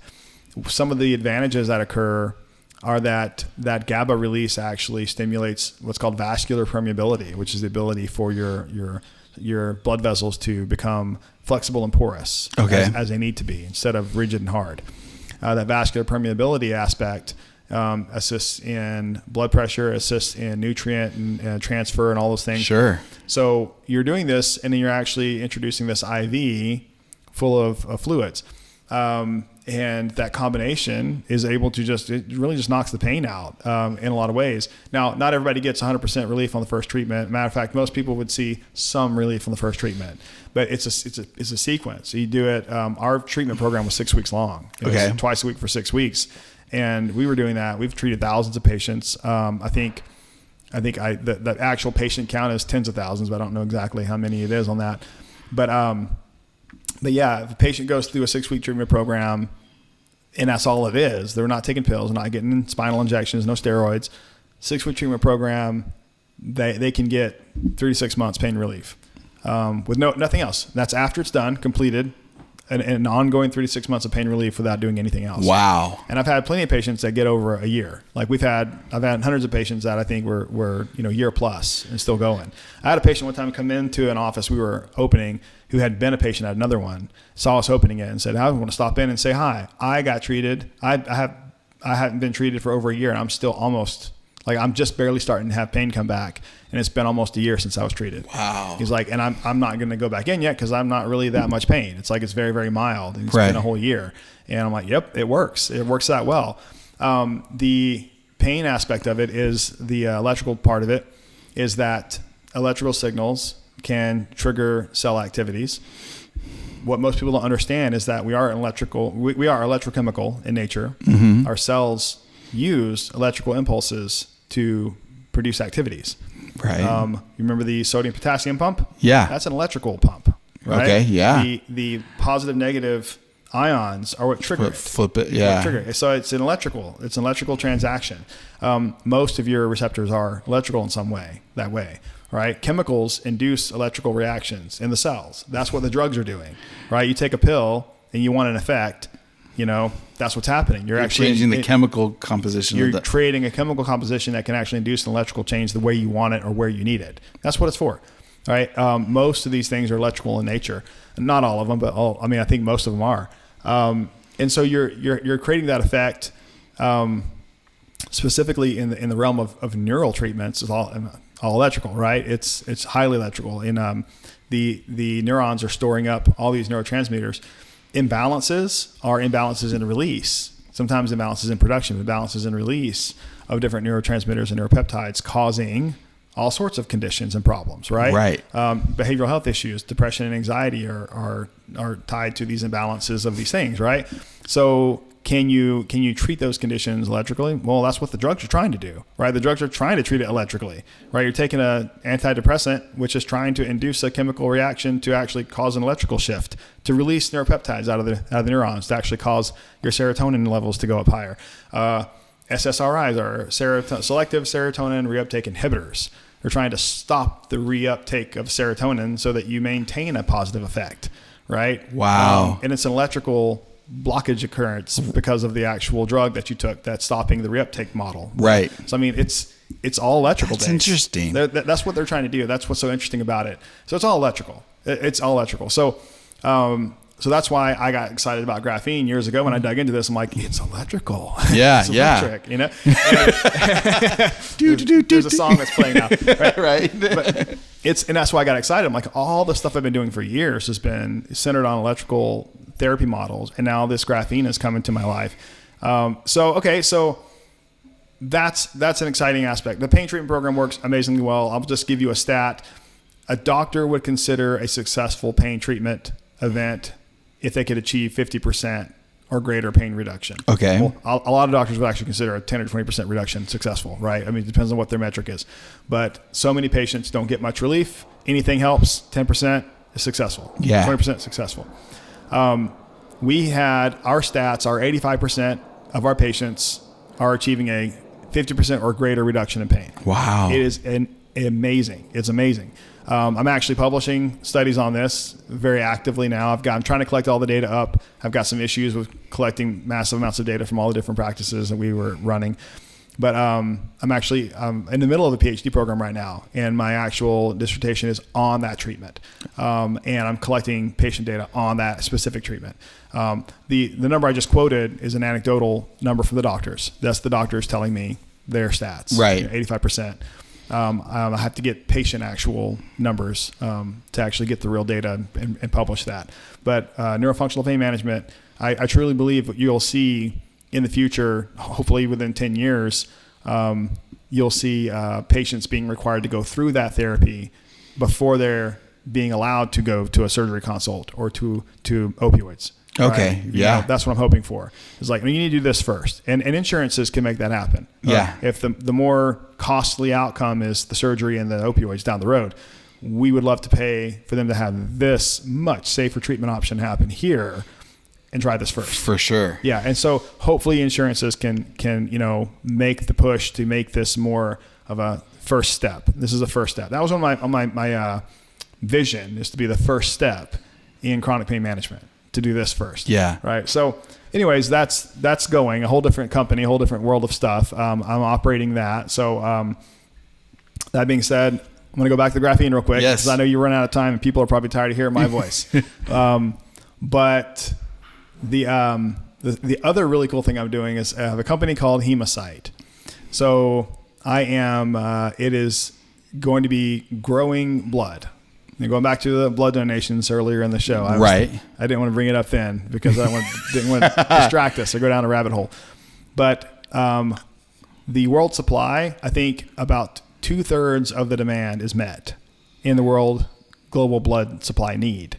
I'm trying to remember the stats. Something in the neighborhood of 100, I don't know, something like 113 million units of blood a year are provided, and the need for that is closer to 200. So there are literally people dying because 100%. There's not enough. Can't get blood. I actually talked to a military guy just on that very thing. He's like, yeah, I've been out in the field where he's like, after a battle, the unexpected need for blood, we run out, and soldiers die, and civilians, like, so soldiers and civilians, as a result of attacks and terrorist issues and stuff, they're literally dying, not because of the injury, but because of the blood loss. Wow. Right. He's like, and they can't get blood fast enough, or they run out.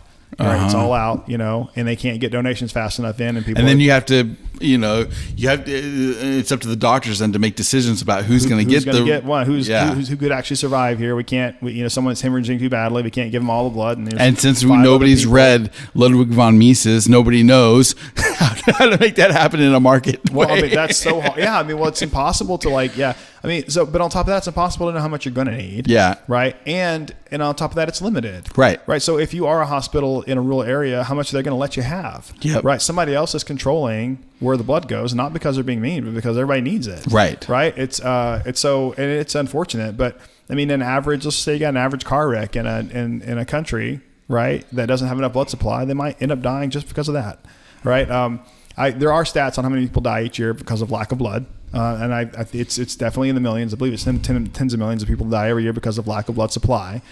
So there's a huge need for that. But growing blood has not been done at mass scale. So about a year and a half, 2 years ago, I was already digging into the graphene world, and I was already digging into this blood world. I'd already seen that as an issue, and something I'd like to tackle one day. And then I was out for a walk, and I had almost this miraculous, it was inspired. Okay. It was inspired for sure. But it was a miraculous thought that graphene would somehow actually help this and be the solution to this problem. And because when you wrap your mind around a concept, you start pulling in all of its angles. Yeah. And if you have the knowledge, that's what I tell everybody. I'm like, if you got to put the knowledge in there first, you can use it later. You can get it in first, right? So you got to study, you got to read, you got to study, you got to be out there. And then your brain will use it later. Do something monotonous. We've all seen Big Bang Theory, right? Sheldon's all like, oh, I'm going to do a menial task like, this, and then my brain will create the answers I need on the bigger problem. Right. It actually works that way for sure. Like I go out for walks and my brain will, no music, right? Sometimes an audiobook if I'm feeling like I'm excited about it, but usually nothing. Go out for a walk and just walk for an hour, maybe two, and think. Yeah. Think about a problem that I'm trying to solve while I'm walking, and things will happen.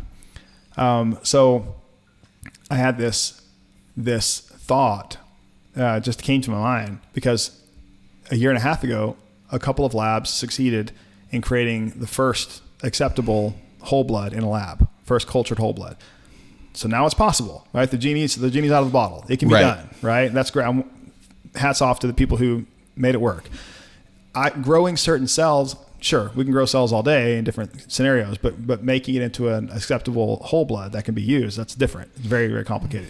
Blood is considered a tissue, right? Blood is an organ, it's a tissue, right? Yeah. So it's very complex. It's not just a cell. But as I sat there and thought about it, my thought, the inspiration came to using graphene to actually replicate the inside workings of bone marrow in the bone to actually grow whole blood, and that I could actually scale the device to actually grow it at scale. Wow. In a massive scale. And so I went home that next day and started working on the drawing for that, how it would work. And then immediately went to my patent attorney and said, I need this patented. Like now. Immediately. Yeah. And he was all like, well, you don't have it all worked out yet. And I was like, well, I've done a lot. How much do I need to have worked out? And he's like, so over the course of a week or two, I drew out more of the concept until he said, that's sufficient. And any advances you make along the way, you can just update your patent, right? So yeah, I've been doing that, and I'm in the process. I've probably got a dozen grant applications out for development of that particular product, or device. But it's basically a bioreactor that once I turn it on and get it going, it will continuously grow whole blood, right? Once it's reaches a certain concentration, it's being stimulated through a continuous flow cycle, and that's the whole part of the thing that I drew out here and built up here. Every aspect of a human body almost every aspect has to be accounted for in growing blood. Yeah. Right. So you have to actually replicate all the different cycles and account for them somehow in the system. But when I do that, now I can just replicate this gigantic bank of blood growing bioreactors. Because once I can do it once, I can do it a million times, and I can actually have a whole facility that just pumps out blood all day. And solve this blood crisis. That's insane. So that's what I was working on, and I've got everything down is down pat. The only thing I'm looking for now are investors to actually finish the development process. But and of course, because it's a artificial product, or it's something that you can manipulate and change it. You can, of course, you'd be able to decide what blood type you need. You can to make all those things that make it customizable for the needed blood. I talked to a patient who said that she gets a plasmapheresis treatment using a certain plasma. She has a very rare blood condition. It's like I go once a week to get this treatment, and it's $6,000. Oh wow! She's like, once a week, $6,000, or I'll die. For this specific anemia condition she has. Right. And I was like, wow. She's like, yeah. She's like, so if I were you, I'd make that first. And I'm like, well, I mean, yeah, but at the same time. So this was interesting, is that once I have whole blood, I could make it into anything else I want. Right. So I could actually make it into plasma. I could actually take the RBCs out and have a pure RBC packet and have a plasma unit out of it. Or I could actually just grow the plasma aspect of it and actually isolate out the plasma only. Or I could, like you said, I can grow different. And then blood at types. that point, how far away are you from like creating the actual, product needed? Well, yeah. So I mean, like once you have that's what I tell everybody. Whole blood is the target, because I can make anything else out of it. Right. Right. Any of the other blood products.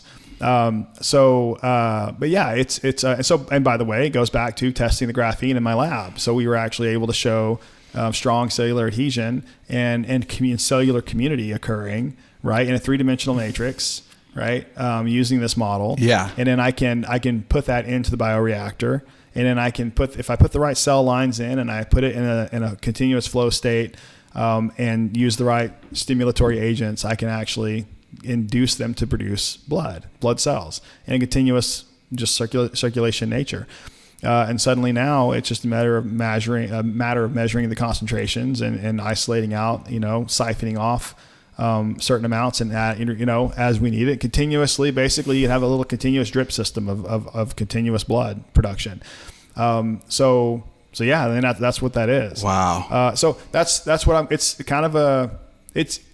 would say, of all the stuff I've ever done in biotech and in medicine, and some of the things I feel like still have tremendous potential to impact, people and humanity for good.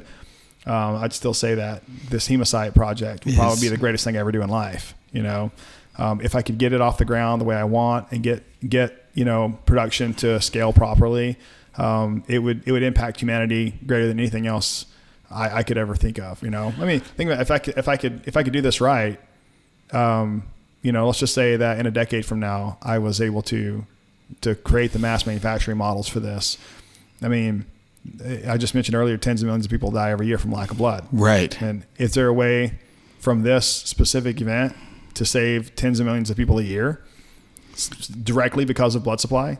Right. It's different from making money. It's different from, making a drug or a treatment. It's different from all that stuff. I mean, it's just pure life-saving stuff. I mean, it's just different. I have a different motivation behind it. Yeah. The other stuff has been like, it's been great. I'm excited. This is like I have to do this. Right. It's almost I have to do this. It's almost as if, the universe, God, like it's like prepare, through all the different adventures and ventures and knowledge that you've gained over the time is like kind of in a way prepared you for, this thing. It sounds like, to me, it's how you feel. It's exactly how I feel. I mean, I still feel like the actual bioreactor concept was an inspired thought. It just came. It came like it should be, and you can call it, brain chemistry and physiology or whatever that made it happen that way. But I put it together not because I was thinking I wanted to put it together. It came that way, right? Yeah. And then the more I dug into it, the more it looked like it would work. And everyone I've talked to about it has gotten very excited. I have 2 different PhDs that have told me that they would drop everything that they are doing the moment I get funding. Right? They're like, I will absolutely drop everything else I have going on, and I will do this full time for my whole career if I can be a part of it. Wow. So I've had a lot of people have gotten excited about it. But yeah, it's one of those things where now that I know that it's something that could work, I cannot not do it. Right. Right. And so I've and people that I've talked to who want to invest, I'm all like, well, I have one condition, is that you must absolutely bring it to market. There is no shelving this. Yeah. Right. It's like, my only condition is if you are a venture group that wants to invest in this, it is an absolute requirement that you take it to market. If you are a Thermo Fisher or an Abbott or some other big, company that would be interested in this, the only condition is that you can only have it if you take it to market. Is that an issue for a lot of products? Yeah, tons of stuff gets bought and tabled, right? Because they're bought by companies like that have competition interests, or Okay. Yeah, so for instance, now I'm just hypotheticalizing here, Red Cross, right? Their whole world is blood donation, Right. or most of it, whatever, some significant part of it. Would they be excited about this, or would this be threatening? Right. Absolutely. Or like a CSL plasma or some plasma company. Yeah. Is this enticing to them, or is it threatening to them? Right. Well, it's threatening to their current model, Right. but it's not threatening to humanity. Right. Right. So who's the bad guy if they get in the way? Yeah. Right. Am I the bad guy because I stopped their business model, or are they the bad guy because they tried to inhibit Well, it? and there's always, like, if you're a company like that, or if you're the Red Cross, I mean, Red Cross is a little bit different because they do a lot. Yeah, they do a lot of stuff, yeah. But if you're a plasma company, it seems to me like it's kind of like oil companies that forget that they're in the energy business and not the oil business. Yeah, I guess you can say it like that. Yeah. You know, like if you're in the life-saving business, if you're in the business of creating blood products for patients, you know, you have to be able to realize that's your business, not the blood donation business. Exactly, right. And I would say I don't think any one of those people, any one of those companies or leaders would say a negative thing about this. Right. They just couldn't. It's public opinion would not allow them to say something negative about saving lives, even if it was, you know, competitive to them, right? I think a lot of people in the industry applaud each other in the competition realm. Right. Like, you've succeeded in a thing. I know for a fact that one doctor called another doctor who he's been theoretically feuding with online for decades or whatever. Yeah. And applauded him for a victory he won over a trial. You know? Right. Even though that it's going to hurt his business, he called and applauded him anyway. I mean, everyone wants to see everything advance. Yeah. Right. At the end of the day, and something like this, I feel like those groups, it might be threatening to them. I would hope that they would want to join ventures in some way, or help or assist or be a part of it, rather than just try to stop it. But one thing I know is an option, because the business guys the business people run those companies. Let's buy it and table it, buy it and shelve it. Right. Let's buy the small guy. But there's also the market, right? They do that kind of stuff all the time. But there's also another option is these companies could be part of the venture capital that brings it to market, and all of a sudden they're on the cutting edge. They could, yeah. I mean, so yeah, you know, there's you're absolutely right. There's I'm trying to think of the name of the book. All these books. The Innovator's Dilemma. Right? You ever read that book? Most people haven't, but it's a great book. But I use this as an example all the time for companies that are established. Like, you have to continuously advance in more cutting edge to achieve the same growth rates, right? Right. There's a limit to what you can do, because, you know, but the only way they can really do that is to buy younger upstart, you know, groups. Right. Because they built their entire house off this one concept. 5 years goes by, that concept is outdated, right? So they're trying to push that concept. One of the worst things that they can do is try and beat up all the innovative concepts coming to market. They try and beat them up and make them sound foolish, stupid, unsuccessful. Right. Or they'll buy them and shelve them so that they can't prove them wrong. Yeah. Right. It's like, we'll spend the $20 million. We'll buy you out, and we're going to shelve that so that our $100 million company can continue to operate without interference. Right. That's the kind of stuff that happens all the time in the business field, because these guys are they built their house on this one concept. And I explained this to a CEO of a group that's worth over $1 billion, $1.5 billion group. And I talked to him, just had a great conversation. And I was like, well, you know, your treatment models are I mean, they're going to be overtaken. They're not archaic yet. I mean, you guys developed great things, but the research you developed all that on is rapidly being overtaken.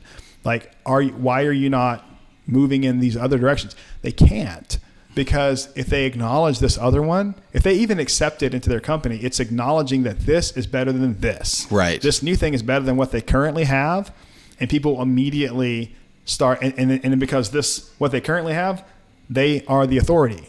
They're not the authority of this new thing, right? Yeah. Right. So who now gets all of the respect and authority in the field? The upstart new thing does. It's the thing that's going to overtake this one. They see it and they're terrified. What they do is they'll just fight it as much as possible. They'll beat it up, make it look bad. And if you follow the right companies, you can see that process in action. You can see the posts, the blogs, all the stuff where they're beating up this one company's efforts and saying that they're terrible and never going to work and all this stuff. Meanwhile, it's the exact thing that's going to overtake them. Right. They're just trying to stave it off as long as possible. I've seen that happen in probably half a dozen companies out there doing this, especially in biotech, because it moves so fast. Health and biotech are so quick. This upstart group can come over and overtake an entire industry. right? Within 5 years, it could be. I mean, if you were a company that raised pigs for insulin, right? Yeah. 20 years ago or 15 years ago, right? And if someone decided they can grow insulin with a piece of E. coli, with a little batch of E. coli in lab, right, and do it faster, better, cheaper, easier, right, then your entire business is gone. Right. That's the kind of stuff I'm talking about. New innovations that overtake all these. It's going to happen. Right. And it literally overnight, I guess literally is the wrong word, but essentially overnight, the old technology or the old process just becomes obsolete.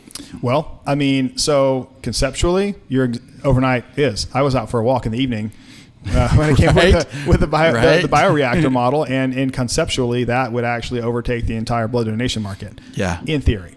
So in a single instant, the whole world changes. Right. I got to bring it to market for it to actually happen, but I can. But the concept is done. 20 years from now, if 50% of the world's blood supply is coming from a lab-grown manufactured process, then there would have been a turning point on that walk in an overnight instance that changed the world. Right. So it's pretty cool to think about. That's pretty. Yeah. It's pretty cool to think about. But yeah, these guys, there is the risk of that. That's why I have to be real careful who I partner with on Hemocyte.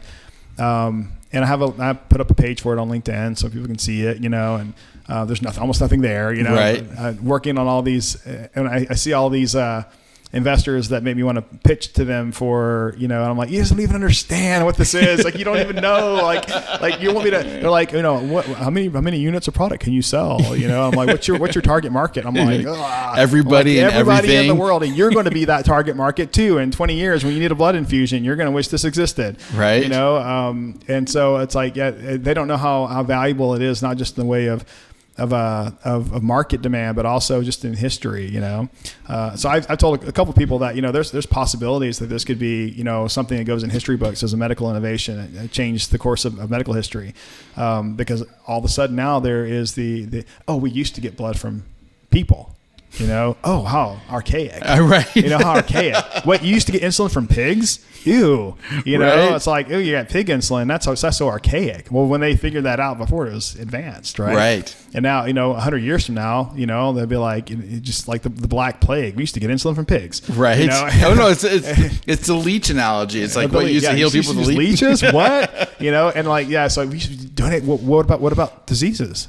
Oh yeah, people got diseases from that. Like, what? And I'm like, we screened as much as they could, but it still happened, Yep. And it's like, well, what was the other option? I guess nothing. It's like, it's just so every school, Well, everything. Well, and that's the thing. Everything becomes, a Ben Franklin analysis. Like everything becomes, okay, do I get rid of diabetes, or do I treat diabetes, or do I, with the risk of possibly getting, some disease, and then the more that as technology advances, as you start adding, different processes, and you're able to reduce the downside of these technologies, all of a sudden it's like, okay, well, everything just looks backwards. Yeah. You're looking backwards. You're like, how in the world, Right. But everything's a trade-off. It is. There's a trade-off. And one thing you can't do is look forward and actually know what's going to be. Yeah. So I like some of the futurists are pretty fun to follow because they try and do that. Yeah. And some of them are getting it right, which is pretty exciting. It's kind of scary because they're getting it right. You don't want to, some of the stuff they're getting right, you don't want to happen, I'm like, well,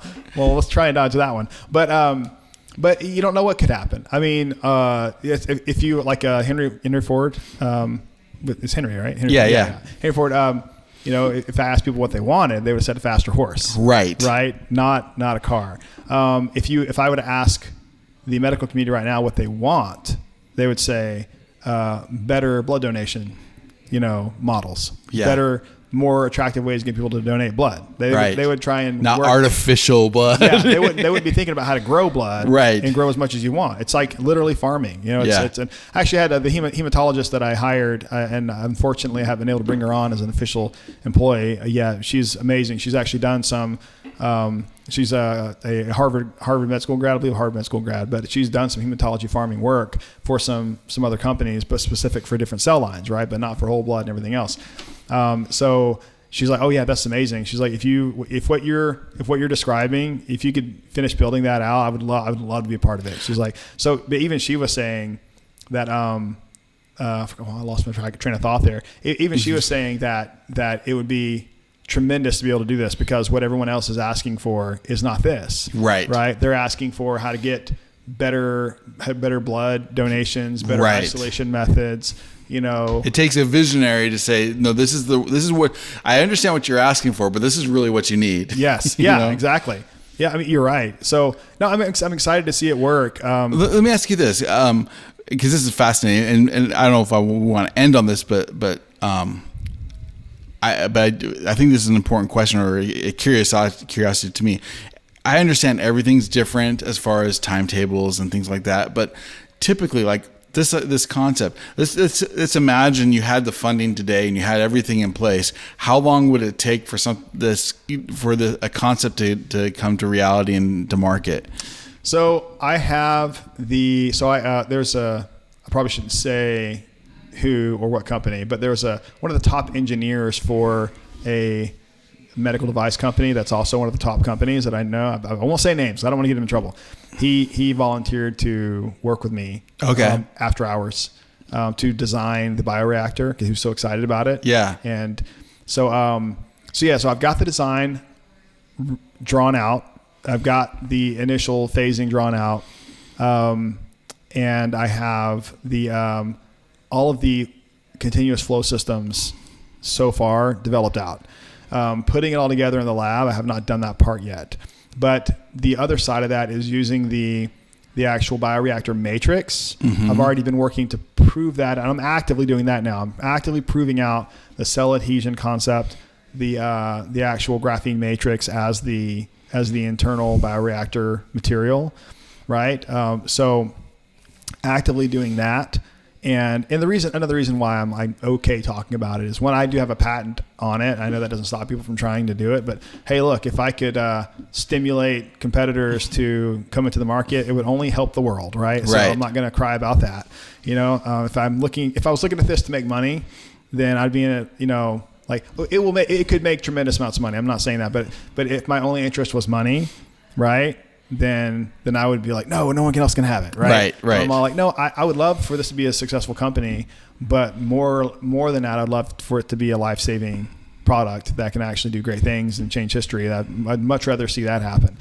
And so I'm like, okay, so yeah, I believe that if I had funding today, I could have the first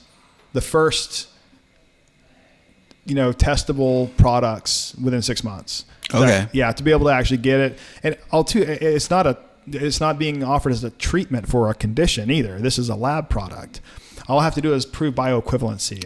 Then the I can get it to the market much faster. Okay. Yeah. That's interesting. Okay. Yeah. So as a whole blood product, I could probably get. I mean, the FDA approval. First off, they approve things faster when they want it, right? Right. Everybody's heard of COVID vaccine, yeah. right? So when they want it to happen, they'll make it happen faster. Now, I'm not saying anything negative about that. I'm not going to go into conspiracies on anything like that. But when they want it to happen, they'll put the resources in to get it either approved or disapproved as fast as possible. Right.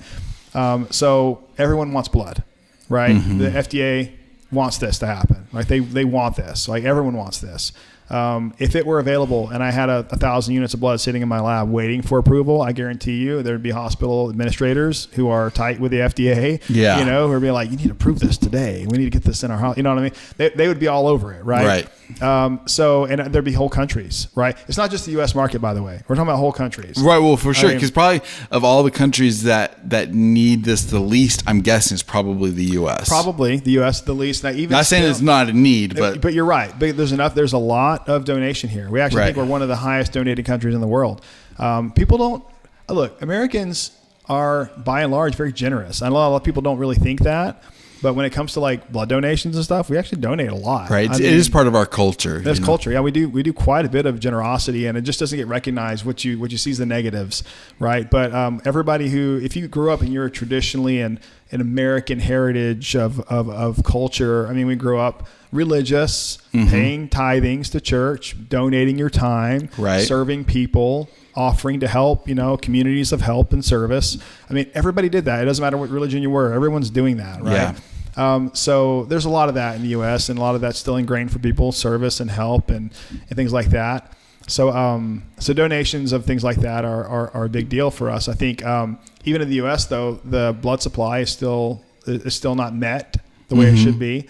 But when you go to other countries, so a lot of countries have rules against donation. So Right. you can only donate certain ways. And so that they create their own shortages, right? Right. They have to get it from somebody else. They order it internationally. So now you're talking about, entire governments causing their own problems, but they could buy it, right? I know one of the articles I read was that Scarcity is real. Only governments create shortages, by the way, just, but I was just reading up on that. There were like different countries have all these different rules for donations, and that's why some of the shortages exist in these countries, in different countries. But America doesn't have that problem. We have plenty of donations if people will do it, right? Convince people to do it is a whole different world, right? How do you get somebody to want to do it? No one likes getting their arm stuck, right? Right. But, I even thought of this. I'm like, how much would you pay to not have to donate blood? By the way, that's such a great point. Right. Yeah. So like, oh, hey, by the way, would you like to donate a unit of blood on your behalf? Right. And we will donate it for X amount of dollars. Yeah. And we will actually give it to them and not sell it. We'll make a bag of blood and we will sell it. We will take your donation and offer this bag on your behalf, and we'll put your name on it. Right. So like, and you don't have to donate. Well, I mean, and listen, So- I'm again, crazy musician here, nothing more than that. But I mean, I could see an economic model where you're banking your own blood and then potentially, selling that excess off at some point. Like, gotcha. That's actually, and that can be done through dollars instead of actual. So it's funny. Yeah, I mean, so that could be possible. That selling it like a product that Right. you do yourself. That's interesting. I mean, I'm sure there's got to be some more, economic I models guess, out of an there. investment than a product, because the product is already there. But if I'm giving you the funds to make more product, right? Then there could be a return somewhere on. It's interesting. Yeah. Yeah. At that point, you just be a crowdfunded investor, right? Exactly. Just throw $100 into the pool, right? Exactly. But yeah. So I think one of the articles I read said that India was one of the highest demand. That makes sense. Lowest met. There's just so many people there, and they're becoming more and more mobile and active. So auto accidents. And more industry, so there's more industry accidents and all that kind of stuff where they need more blood, things like that. So more advancing healthcare where blood becomes needed, right, in the processes. So I mean, yeah, so that's one of the countries that needs a lot of blood. But there's a lot of countries out there that need it. So I mean, if I had this developed, how much would a country be willing to not just pay, but in support and resources to get a production center in their country, right? I mean, absolutely, everybody would want this. I mean, every country in the world would want their own production center for blood. And it solves other problems too. You have people that maybe for religious reasons they'll decline blood where because it's coming from somebody else. There's a religious aspect that people feel about that.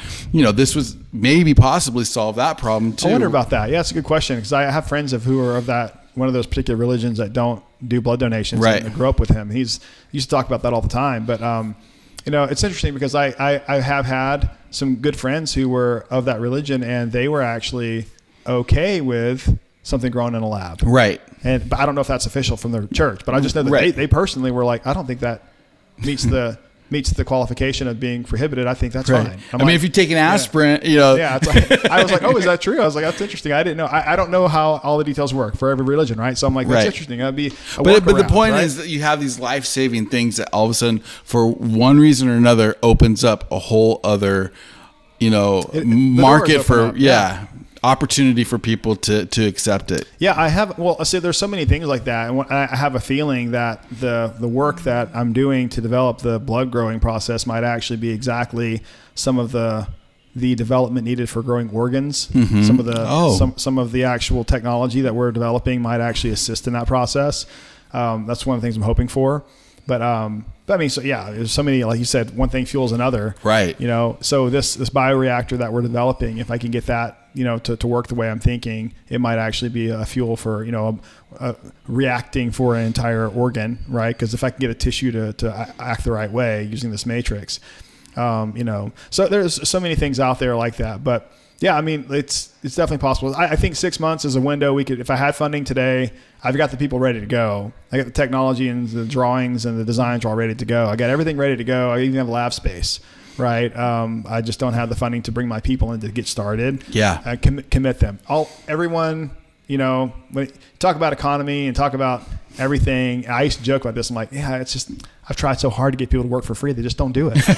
Right. It's like, and people are like, what? I'm like, well, you're talking about how everything should be so inexpensive and free, right? The world should be free. I'm like, yeah, but I sure can't get people to work for free. And I don't know why that is. Right. Be the change that you want to see in the world. Work for free so that everyone else can have free stuff. Right. Like, and reduce the price of everything and free things, So it's funny. I joke, but in no disrespect to anyone at all. My professionals deserve, substantial income for their degrees and their expertise. If I were going to bring them on, I need to commit. Well, and to income for them for a period of time. Yeah, and for the product they're providing. I mean, the things that they're doing. Obviously it's degrees and education that allow them to do it, but it's the actual thing that they're providing that is so valuable. Oh yeah, absolutely. I mean, look, once the company is going, the revenue generated can pay for all the professionals, right? Yeah. It's just all I need is enough to get the process started. Get the startup costs. Yeah, it's really all I need. And I don't need a ton. At the same time, I don't want to. Do you mind saying like how much you need, or? No, well, look, I'll say it. I mean, it's tentatively, but I could probably get that 6-month process with the professionals, supplies, everything that we need. I could probably, $250,000 could probably get us across the line as far as proving concept and actually making the first little bits of product that could actually be tested. That's probably very lean, right. And that's not bringing on any of them full time. None of them would come on full time without some sort of commitment, that's paying them part time for the hours they spend, but that'd be having the money to do it, having the money dedicated to get that far down the road. Once you show some progress, though, there's always going to be more people willing to come to the table and put in more money. The hard part is that when you're early on, this is why, venture groups love young, small, tender, startups, because they can take, the majority of the company I want for 75% nothing. It's like $250,000 for 75% of this venture. That's going to potentially, if it were grown to capacity, it could be worth tens of billions. Yeah. In a decade. So yeah, that's huge. That's exactly what they're looking for, right? And that's why I'm like, well, I would not be willing to give away 75% of the company for just enough to get across the line, right? Not that I am all about the money, but I'm also not stupid, right? So like, I don't want to, I don't just give it away. And besides, once they have that much control of the company, then they have control of the company. Are they going to keep it going? Right? Do I actually have a say in it? The paperwork says it all, but can I actually make sure this does get to market? It actually does go to save lives, right? Is it not being abused for its status in the market? Whoever's in control can set the pricing, right? So they make it so it's unavailable to the people who need it, right?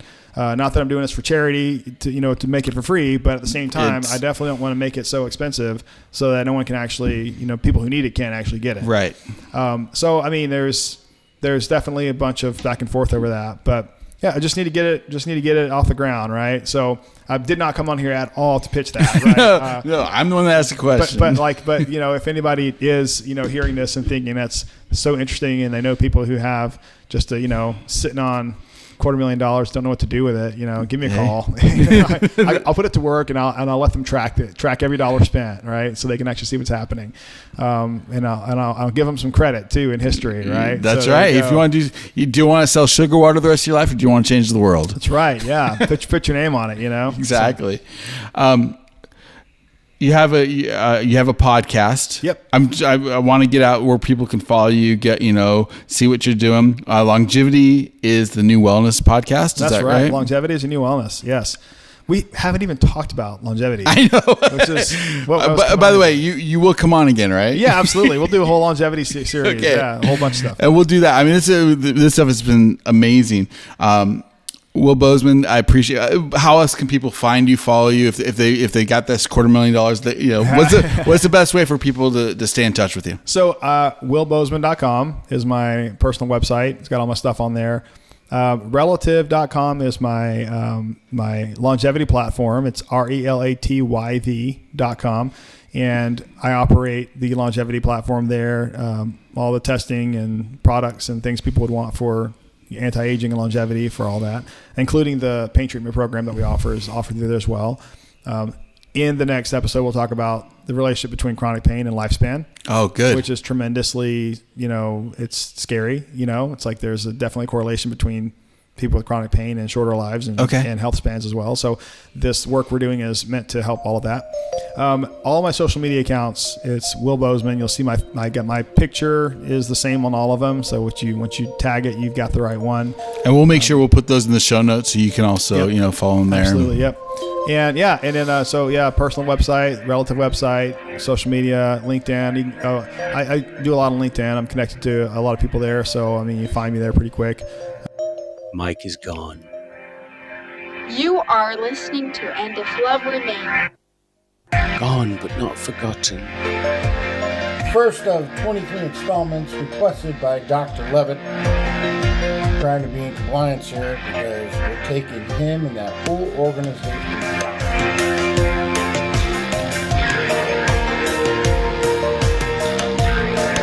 Speak peace like a Buddhist.